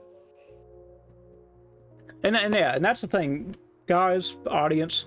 There's going to be differentiations and opinions between people. For him, it's not as big of an issue. For me, it's not a huge issue for me, but it is like a slight issue for me. It's like, oh, this is a slight issue that does affect the score. I do think the pacing could have been improved. I feel like it could have been used for other things, and it does take me out a little bit. If I'm at any point saying, yeah, this does feel like a long movie, that's a problem for me. Now for Parsley, it didn't feel like that for him, so. And that's what you're going to get, is two different opinions. Let's see. What did I say? This is like a nitpick that doesn't really affect my score, so I don't let it affect my scores. Like I said, language kind of sucks. There's a lot of like Punisher. I guess he does this a lot in the Punisher TV show. We're Christian. Parsley's a Christian. I mean, he says God's name in vain, GD, a lot. I counted today, he said it like 8 or 9 times. And I'm like, it gets to a point where it can take somebody out of the movie. It can be like, can you write anything else besides saying this? GD, GD, GD, GD, like every time you say something. That just goes into writing, but like I said, I'm not going to let it affect my score. It affected my wife's score. She doesn't like that. That's just something I wanted to point out, especially for any Christian viewers that do take personal offense to that stuff. They do say it a good bit. It's really Punisher, but otherwise, just, whatever. Yeah. Being Punisher and just being a little. I just don't want people to go into it and expect Christians to go into it and be like, it's acceptable for my 6-7-year-old to get into this, because just a fair warning. Yeah, they do have that in case you are. I think it's not exactly. I wouldn't really exactly bring my kid to this movie unless they had a mature brain and as a teenager. I couldn't. It's not very I could bring my kid to watch Into the Spider-Verse or something like that. Yeah, which is a better movie. I will spoil that. That is my favorite Spider movie, so I can't really. Oh, I cannot wait for the movies. I will spoil that already because I keep thinking about that movie and I'm like, wow.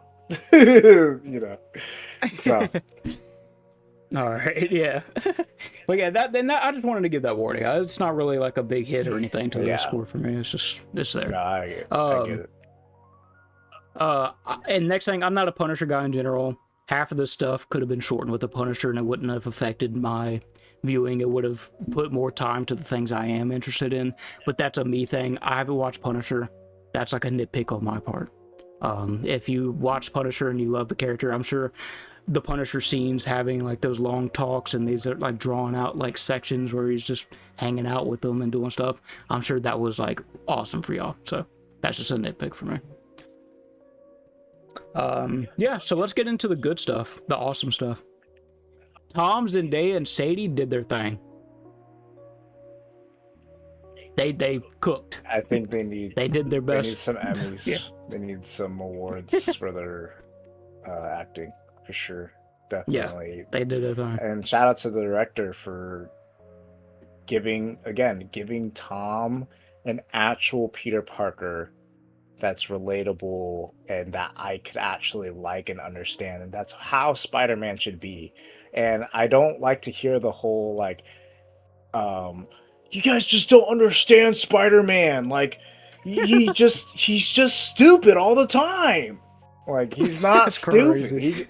He's one of the smartest characters in Marvel. He shouldn't be so stupid like he was in the last trilogy. He should just not be. But finally we get not just a smart Spider-Man, a very smart Spider-Man that's creating stuff and kind of doing some Tony Stark stuff. And I'm enjoying that. I love it. Keep it up. I want to see more. He has some wisdom to him. He has this feeling that he has some wisdom to him now, and it's not just making bad decisions left and right. He's kind of leading the authorities in a way.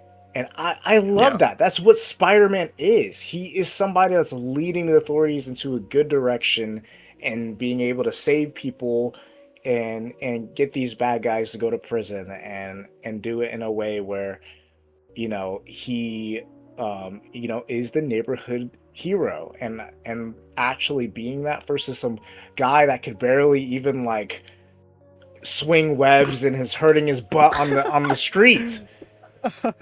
Like, oh my gosh, or messing up a spell that could like destroy the entire multiverse, and he's just like, yeah, somebody else has to know. This person has to know while the building's like crumbling yeah. down around. Watch the No Way Home Parsley. Parsley put out a video of us reacting to No Way Home. Go watch that for the third time. We're not gonna rant too much about No Way Home. Just watch that. It'll give at least half of our feelings. Part 2 will come soon. Yeah. So yeah. Anyway, definitely, I like that. Yeah. Spider-Man is funny. Peter is sad. This is good. This is what the battle is of all. This is all the battles of Spider-Man. What his character stands for. Spider-Man is funny, and he's able to cope with all of that while doing everything he does. While Peter is sad. It is how it is.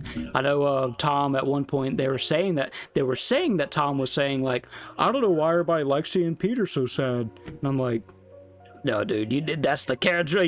Trust me, that's the character. That's the thing about Spider-Man. Spider-Man as a hero, yeah, like he's Spider-Man, and that's a temporary bliss of him being Spider-Man and helping people and doing cool fighting and, you know, showing how strong he is. But in reality, he has to go back to his normal life. It's not like Superman, where he's just super duper strong, the strongest person in the universe, and then he goes to his lovely girlfriend and he's writing a report on something and he just has the coolest life ever, and then he fights big bad guys. Like, it's not that life, you know. Exactly. And now here's the thing, and that proves this in the movie. Peter says, they say, are you Peter or Parker or are you Spider-Man? And Peter says, I'm both, because he has a battle with both sides. He cares about both sides of his persona. Superman cares more about being Superman than he does about being Clark Kent, like just doing Daily Bugle stuff. He cares more about that.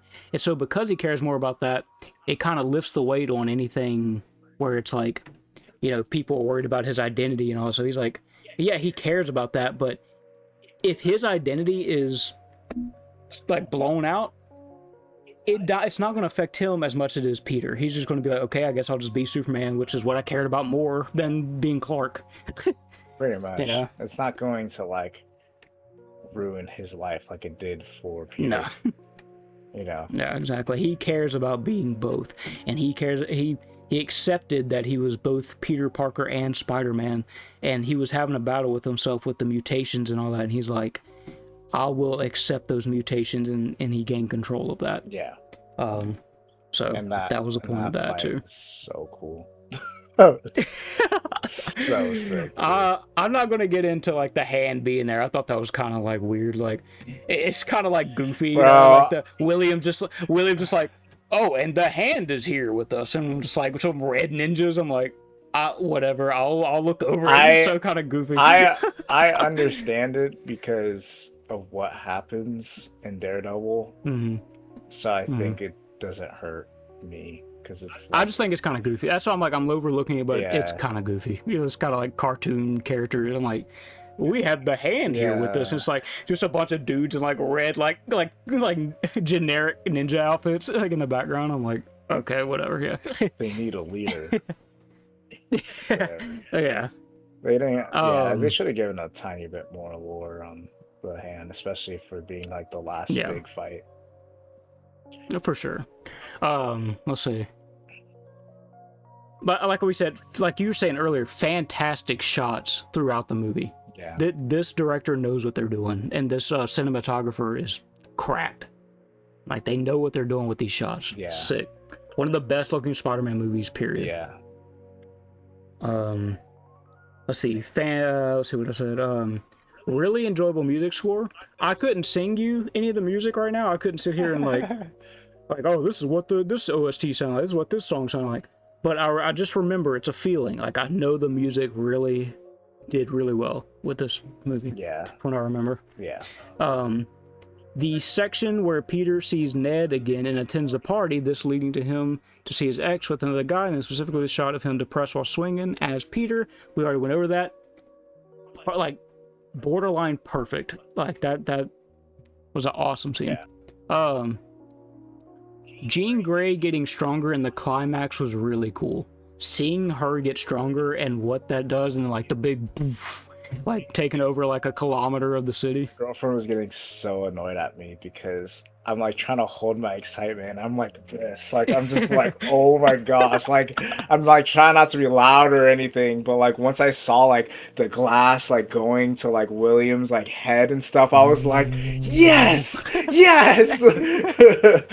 I was like, dude, I mean, if you guys don't know Jean Grey, the Phoenix, like she is one of the most insanely powerful characters, like in Marvel. Like she is like your mind and your physical body is just not ready to even deal with the Phoenix, and it's like that slowly starting to like get to that point was just like, ooh man, I was like, please, I was hoping potentially that they would have gone a little bit farther, but I understand they're trying to save it for later. But I like the tease. I like the tease of like, look how crazy she could really be, especially with everybody like frozen and everything, stuff like that.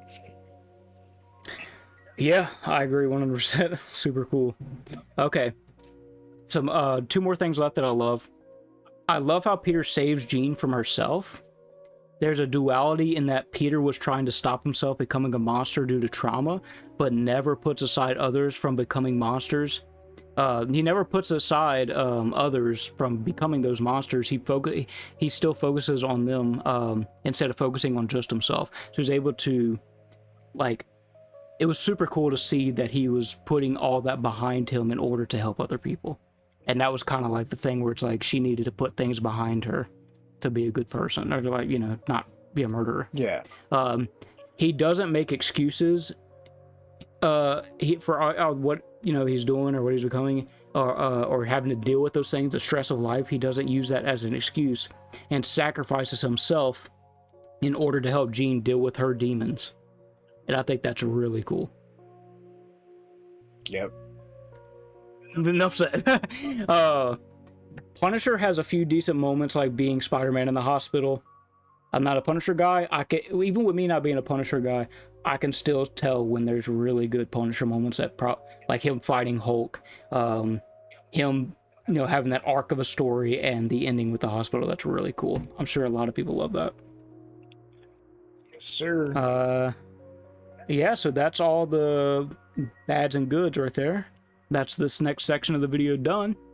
Do you want to go ahead and move to the ranking of the Spider-Man movie so we can see where this movie ranks with them? Okay, let's do it. Let's get into yours really quick, unless you don't have that. All right, now we're at the tier list section of the video where we're ranking every Spider-Man movie. And this is going to be my ranking. I'm going to go ahead and put them up for you and show where I think Brand New Day is. This might be a lot of hot takes, and I don't know if y'all are ready for this. All right, number 1 and S tier. Oh, yeah, we're going to do Spider-Man 2. I don't think that one's a hot take. No. This one is also an S tier, and this one's going to make somebody mad. Yes, sir. Spider-Man 3 is going right behind Spider-Man 2 in S tier. I rewatched the Raimi trilogy in theaters recently when they re-released them. Spider-Man 3 was almost in line with Spider-Man 2 on how good it was. It was crazy. All right. Next up, Spider-Man 1 is going in the top of A in terms of Spider-Man movies. I do have Spider-Man 1 right here. Now, this is where things get a bit weird. I'm going to go ahead and put a couple of movies up real quick.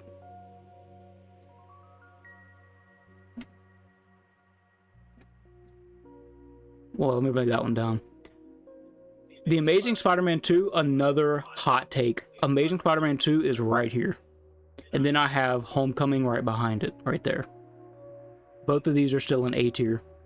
Homecoming is still a solid movie. It's still, the plot is so tight. Yeah. The way that the movie is made is super tight. And you get Iron Man, you get Vulture, Michael Keaton, who does a great job.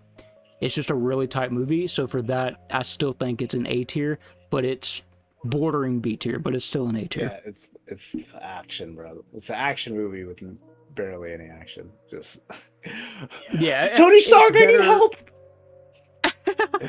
and that's why it's not higher than where it is. Like, it's at where it's at just based on a critical mind of like how a movie is made. It is so tightly made. That's why it's here. Next we have TASM 1 at the top of B. TASM 1 has some boring moments where I'm like, you know, they could have cut here. They could have had some more exciting things. It just really didn't. It wasn't all of that for me. I don't know. I could go into in depth with that, but that's a whole different movie review that we can do later. Yeah. Next, we have Far From Home. Far From Home, I used to think this was the worst movie, and then I watched No Way Home again. And then this is now a better movie than No Way Home. But I rewatched Far From Home, and it's actually better than I remember, so. And then next we have... this is... like, I don't know what I want to do with No Way Home, if it's in C or B. But right now, I'm going to put it in B for the sheer entertainment of it. You know, I'll put it in B, but it is at the bottom. I'll also do Into the Spider-Verse because... I did watch that movie recently, and I did enjoy it a lot. I think it's better than Homecoming, but I don't know if it's as good as TASM 1 or Spider-Man 1. I think it's kind of like around here for me. Still a really good movie. Now, the moment we've all been waiting for. Where does Brand New Day go in the midst of all this? He hasn't watched Across, guys, so... I haven't watched Across, so I don't know. If I use my logical score, it's around Homecoming. It's around here if I use my logical brain, like breaking down the inconsistencies, the plot, and then but also taking into note like the cool moments and stuff too, but focusing more on the plot, it's right here. Now, if I'm using my more biased, like, these cool moments are so cool and this is such like a good opportunity for where this is going, I have it around TASM 2. It could be above or below. I'm still struggling on figuring out where I want to put it, but it's around here. So I will put it probably right here for now. And that's awesome. If it's getting close to any Raimi movie for me, I'm kind of a... grew up with those movies. I'm kind of in love with those movies. And they're like, when you put on a Raimi movie, you're like, dude, forget like the generic movies that Marvel puts out. This is like a film. This is like an actual film, bro. Yeah, it's because it was hungrier. It was introducing the superhero movie in a way where it's like we're finally like not just making a superhero film. We're making a film for everybody to watch and to know what Spider-Man should be to everybody and what he should mean to everyone. Everybody likes these, heroes about, army and cops and historical people that have saved others and Spider-Man is not that different from us, and that's why I love the Raimi movies, because it shows like Spider-Man is not that different from us. Yes, he has powers, but at the end of the day, he's still Peter Parker. He still has to struggle through stuff just like we do and make sacrifices just like we do. And I'm glad that Raimi was able to really show that in a film to really get people to really enjoy, these movies up on best. Like Spider-Man 2 is one of the best films of all time. Yep. So that's just how it is. That's one of the best films of all time to me. It's like in my heart. I think it kind of almost objectively is. If you look at maybe like a top 100 movies, like it's definitely at least in there. It's probably top 50. Yeah, it could be. Probably it might scratch top 50 on top movies ever. Yeah.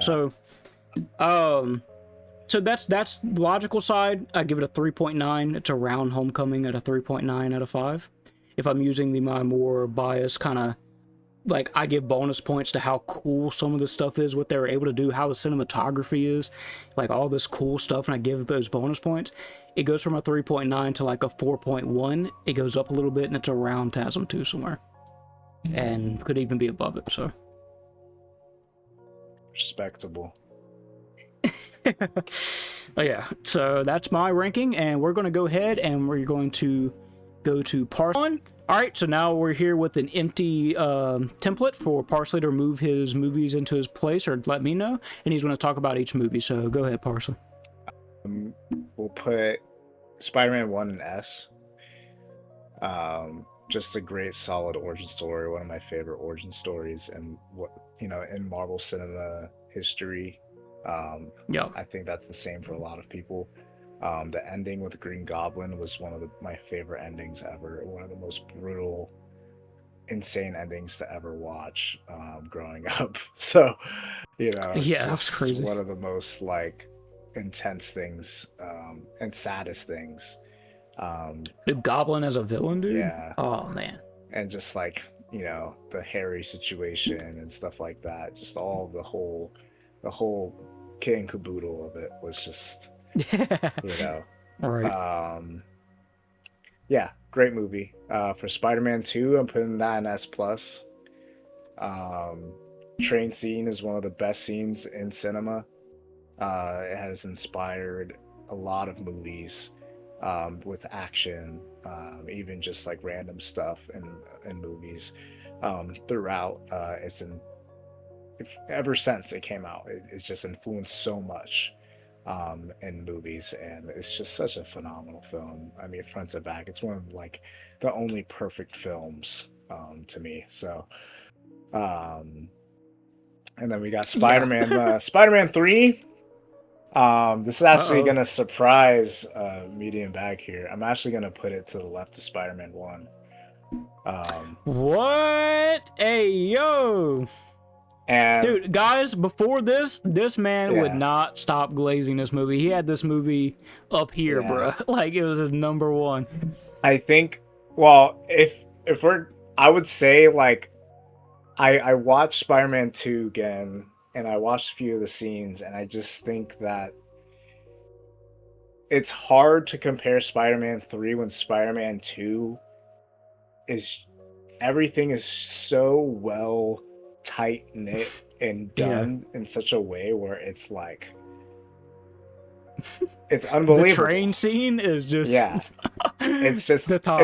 It's too much to handle, like watching that scene, like, and to have that scene over like so many years of my life watching that, and it still makes me feel the exact same way when I first watched it, is so hard to accomplish, and that's why it just like it can't be beaten.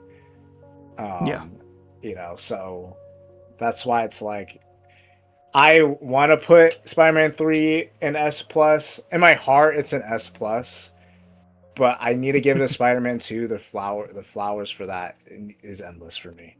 TASM 1 is in B. Fun. It's a chill movie. Okay, it's just there. We all know it was a little half-baked because they had to rush the movie, so Yeah, we kind of already did the origin thing with Toby, and then Andrew has his, and it doesn't hit as hard for me. Yeah, because we already been through it, and yeah, I don't know. Well, and Peter as a character, right? Like he's kind of like, he's all right. Not Peter. He's kind of like I think he bullied somebody at some point in the movie. He's the bully here, and it's just like it was rushed, and it was mainly because they had to make a Spider-Man movie soon before they lost their contract. So, but it was okay. All right, yeah. Hold on one second, brother. 1 second. 3, 2, 1. Go. TASM 2. Dude, I don't know why people hate this movie. I'm putting it at A tier, man. Nice. Like, it's a solid movie. I don't like. I didn't understand the like. Okay, the Electro design's a little weird. Okay, Green Goblin's design's a little weird. Okay, we can nitpick a little bit here and there, but man, like the connection with Andrew and Emma Stone, their connection, their acting was great. Jamie Foxx's acting was great. Um, you Yeah. know, Harry, you know, um, so it's like all everybody's acting was good. Peter was a little bit more like nerdy, or a little bit more like less like, oh, I'm a cool Peter. Like he was more of a like scared Peter, a little bit more of like a, you know, he has Hmm. responsibilities in his life, kind of, you know, is getting to a bad point, Peter, you know, where I like that it was giving more of a Spider-Man movie. Obviously, the problems with the designs and stuff, yeah, it takes it down for me, and I understand that, but not to the point where it's the worst Spider-Man movie where other people have it. Because still, there's great action scenes. Honestly, some of the best action scenes, even like better than some of the Toby films we see up here, with especially with the swinging, the opening scene. Um, you know, the when he's like dodging stuff, and like the Fighting whole Electro in the city fighting and Electro, dodging Electro bolts, freaking fighting Rhino, and the whole like explosions and cool stuff, even though it doesn't make sense in the writing, whatever. It's still fun, and his it's still, relationship with Gwen. yeah, the acting Yeah. is pretty solid. And that ending, I mean, if we were doing endings right now, it would be like top 2 or 3. Yeah. That was one of the most insane things to watch, like in that time Hmm. period. It was that ending. It was like the silence. I remember watching this in theaters. The silence in there was crazy. The everybody gasped, Yeah. like was crazy, especially Oh my gosh. because of Andrew and Gwen. Like Peter and Gwen's whole relationship throughout the movie was so cute and so beautiful, and see it end at that point was just so heartbreaking, dude. Like, uh Hmm.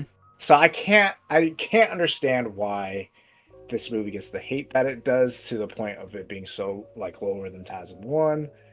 Um, Yeah. so I'm giving it an A. It doesn't reach S for me because they do have problems with the movie, but Hmm. it's not to the point where I'm like, it can't be up there. So long All tangent, right. but we just want to say we're repping TASM 2. Yep. Um, Homecoming, I'm putting probably to the right of TASM 2 as well. I think Okay. that with that ending, it kind of like of TASM 2, it nudges it up for me a little bit more than Hmm. Homecoming, where there was a shocking stuff with Homecoming with the Vulture being the like, um, you know, that the love interest dad was a crazy plot twist, but not Oh. crazier than the ending part. Like they're almost there, but I would say that with how Homecoming ended versus how TASM 2 ended is a lot different. I didn't care honestly too much for the Homecoming ending that much. It was very like Hmm. funny, but it wasn't like what I wanted for a Spider-Man ending. It was just kind of like, okay, we're continuing on, you know. It wasn't. Yeah, I could see if Homecoming had more like good Spider-Man stuff in it.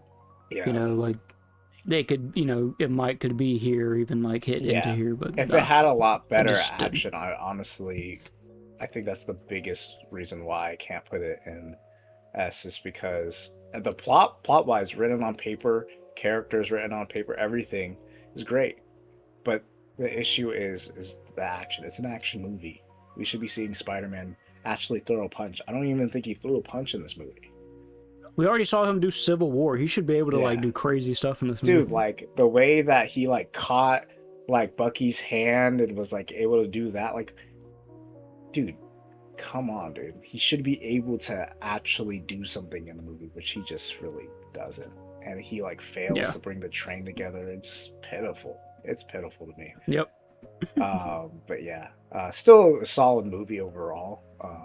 So I give it an A. Far From Home, I still need to like fully rewatch, but I did rewatch like a summary before I watched the movie. It's actually, the concepts and stuff are better than I thought. I'd actually probably put it above TASM 1 for me. Mhm. Um, yeah, I think the concepts were actually better. I do like that Mysterio was just like an old Tony coworker that just turned bad. Yeah. Yeah. And that's fun. We'll move on from that.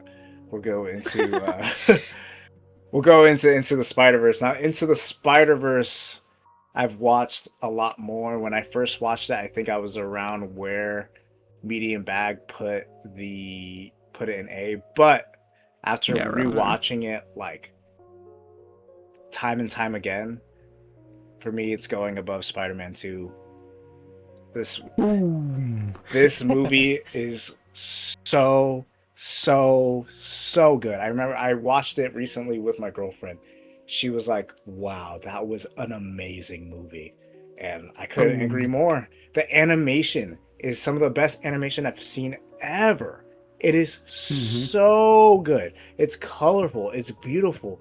The falling scene when he's falling and the cities above him and the music and all of that, just like it felt so like amazing. It's just it's so good. I could go on and on about how amazing this movie is. It's just Yep. it's so good. The fighting and Peter's death in the beginning was so shocking to see so quickly and abruptly, and like and it gives the the new Spider-Man away, but didn't give him a chance to actually learn how to be Spider-Man until they bring in the Spider-Man from the other universes, and like it and those characters are super fun and super colorful and vibrant in their own ways. Even though we didn't get to know them that well, they were still fun, and it's just it's just so good, man. One of my Yeah, favorite they were movies. gonna do a Batman Beyond movie, just like that, like with that That style. would be great, dude. Give me more. That would have been crazy. Give me more, man. Yeah. Anyways, we'll move to what I think is not as good as Into Spider-Verse, and go watch my little cut. I think we've really thought through with this movie quite a bit and given it time, given it a chance. Listen to people. I'm I'm sorry, guys. I'm putting it like I think I'll put it in between Far From Home and Amazing Spider-Man. Um, Okay. I the only thing saving this is the second half. Um, for me personally, Green Goblin is just relentless and I love it. Um, but otherwise, as a movie, this is just not as good as what people are trying to tell me. I don't care about the fan service stuff. Spider-Man is one of my favorite fictional anything. I don't care. The details and everything don't work out. The fact that Sandman's even there is so stupid and doesn't make any sense at all. We could have had like Harry be there. We could like he's actually died in the movie. And Tom is trying to save Sandman that doesn't need anything. We all remember what happens in Spider-Man 3. He's living a decent life. And it just doesn't make sense. A lot of stuff doesn't make sense in this movie. Tom is still stupid. And the whole like Toby not even talking to Norman is absolutely insane in this movie. Like, there's no way that should have happened. There should have been a lot. The fan service was completely blinding everybody. I know those that are like, I don't care if it's fan service, I still think it's the best movie ever. Okay, you just like are rating scenes. They're not even rating an entire movie. And that's just what we're Yeah. feeling on it. It's not enough for me. As somebody that loves Spider-Man with all my heart, I cannot put it in an S tier because it has cool moments. Okay, and then everything else sucks. Everything else is a dumpster fire. So that's a B It for me. doesn't. It has fan service. The fan service isn't even done right because, like you said, they didn't do any of the writing right between all the characters and their villains and everything. Like the fan service isn't even done right.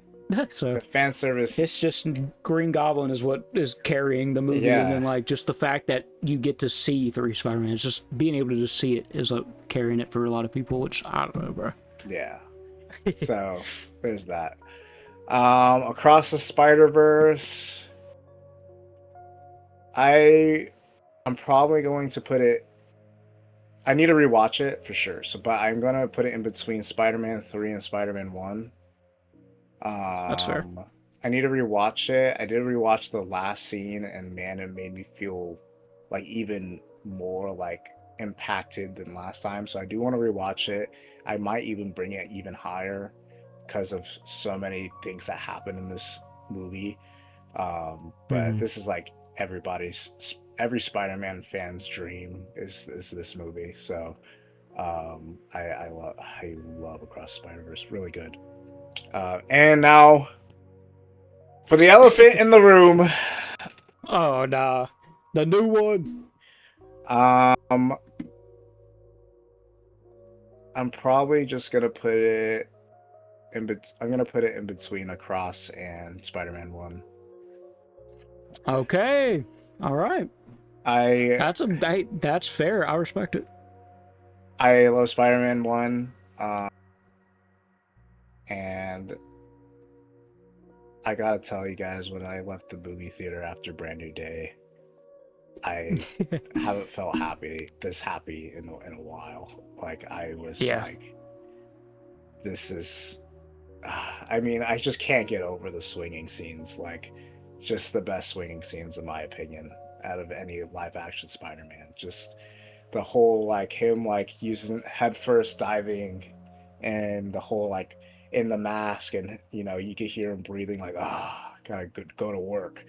You know, that relatability under the mask, the him, like, that tensity when he gets to the floor and the music, and then he swings all the way across, and then the first person arm swing when he's swinging up, like, I cried. I was like, this is so good. And then when he goes right into the action too, right after, oh my gosh, I was like, this is, I couldn't believe it. I am still happy. I can't wait for the next movies, bro. Yeah. I cannot wait for, like, imagine the cinematographer, and if they bring him back with the director and all that, and then you have aerial battles with this Spider-Man swinging in the cinematography, and like him swinging around in the air. Dude.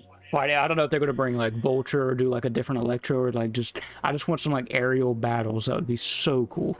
It was just great, and the choreography with the hand and stuff, and the whole, like, him spinning around and, like, webbing all of them at the same time. The view where you kind of like seeing him from the top, and he's going down, coming like right at you, swinging like and shooting all the ninjas onto the wall and stuff with the webs. Yeah, he does like the little. Look like he's about to do a Kamehameha. Yeah, bro. He's like, ooh, and then just taking them all down and all of that. When the hand has like that electric nunchuck, and he like blocks it like this.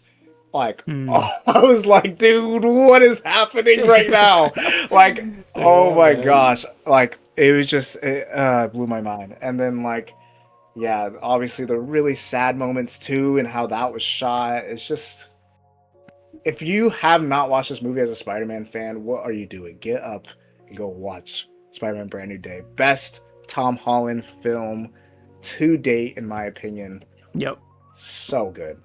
Thank you to the director. I forgot his name. I should put some respect on his name, but thank you for saving this Peter Parker. You saved him from being awful.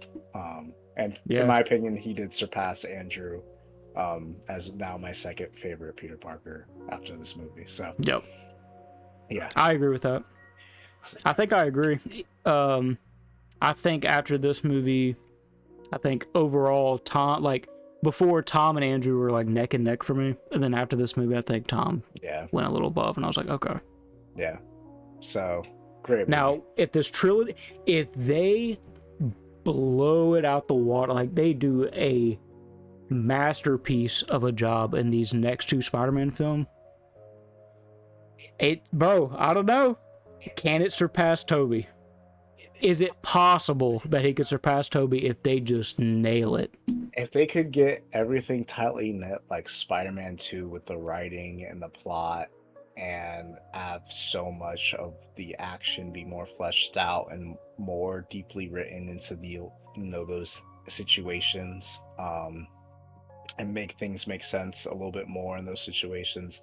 And then on top of that, they have the choreography fights, you know, well-written fights, well choreographed fights, well shot swinging scenes and stuff like that on top of it. Like, it might even surpass like the animation at this point.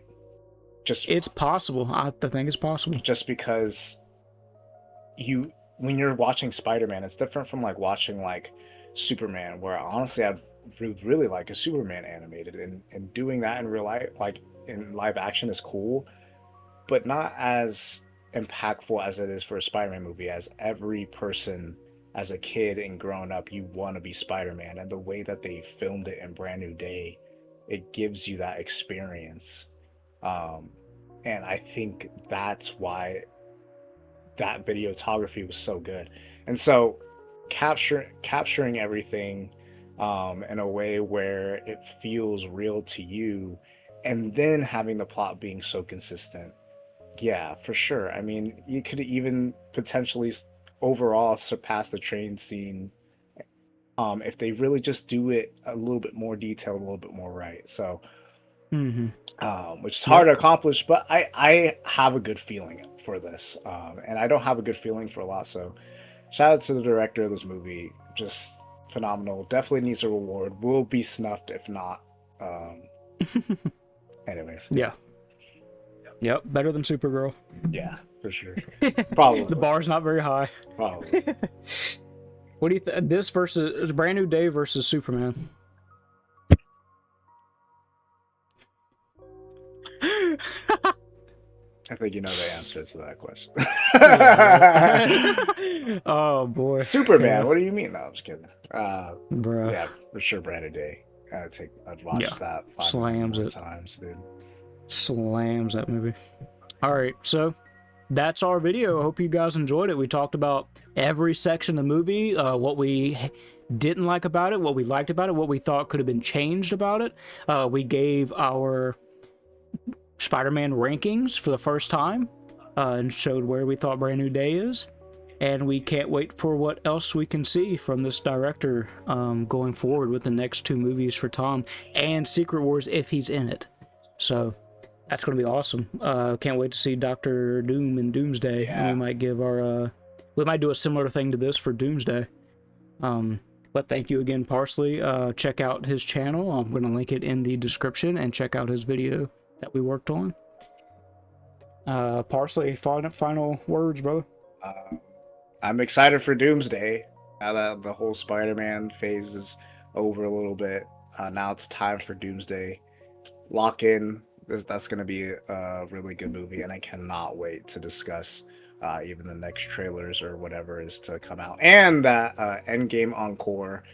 We're probably going to end up watching that too and giving our thoughts on that as well. So, yep. Yeah. All right. Thanks, everybody. God bless y'all, and peace out. God bless. It's pretty sad. Yeah, that's so messed up, bro. Seeing your girl that you loved with another dude, bro, and you still love this person. You sacrificed everything to keep this person safe, and it's just like being like coming to terms with the fact that that this other dude is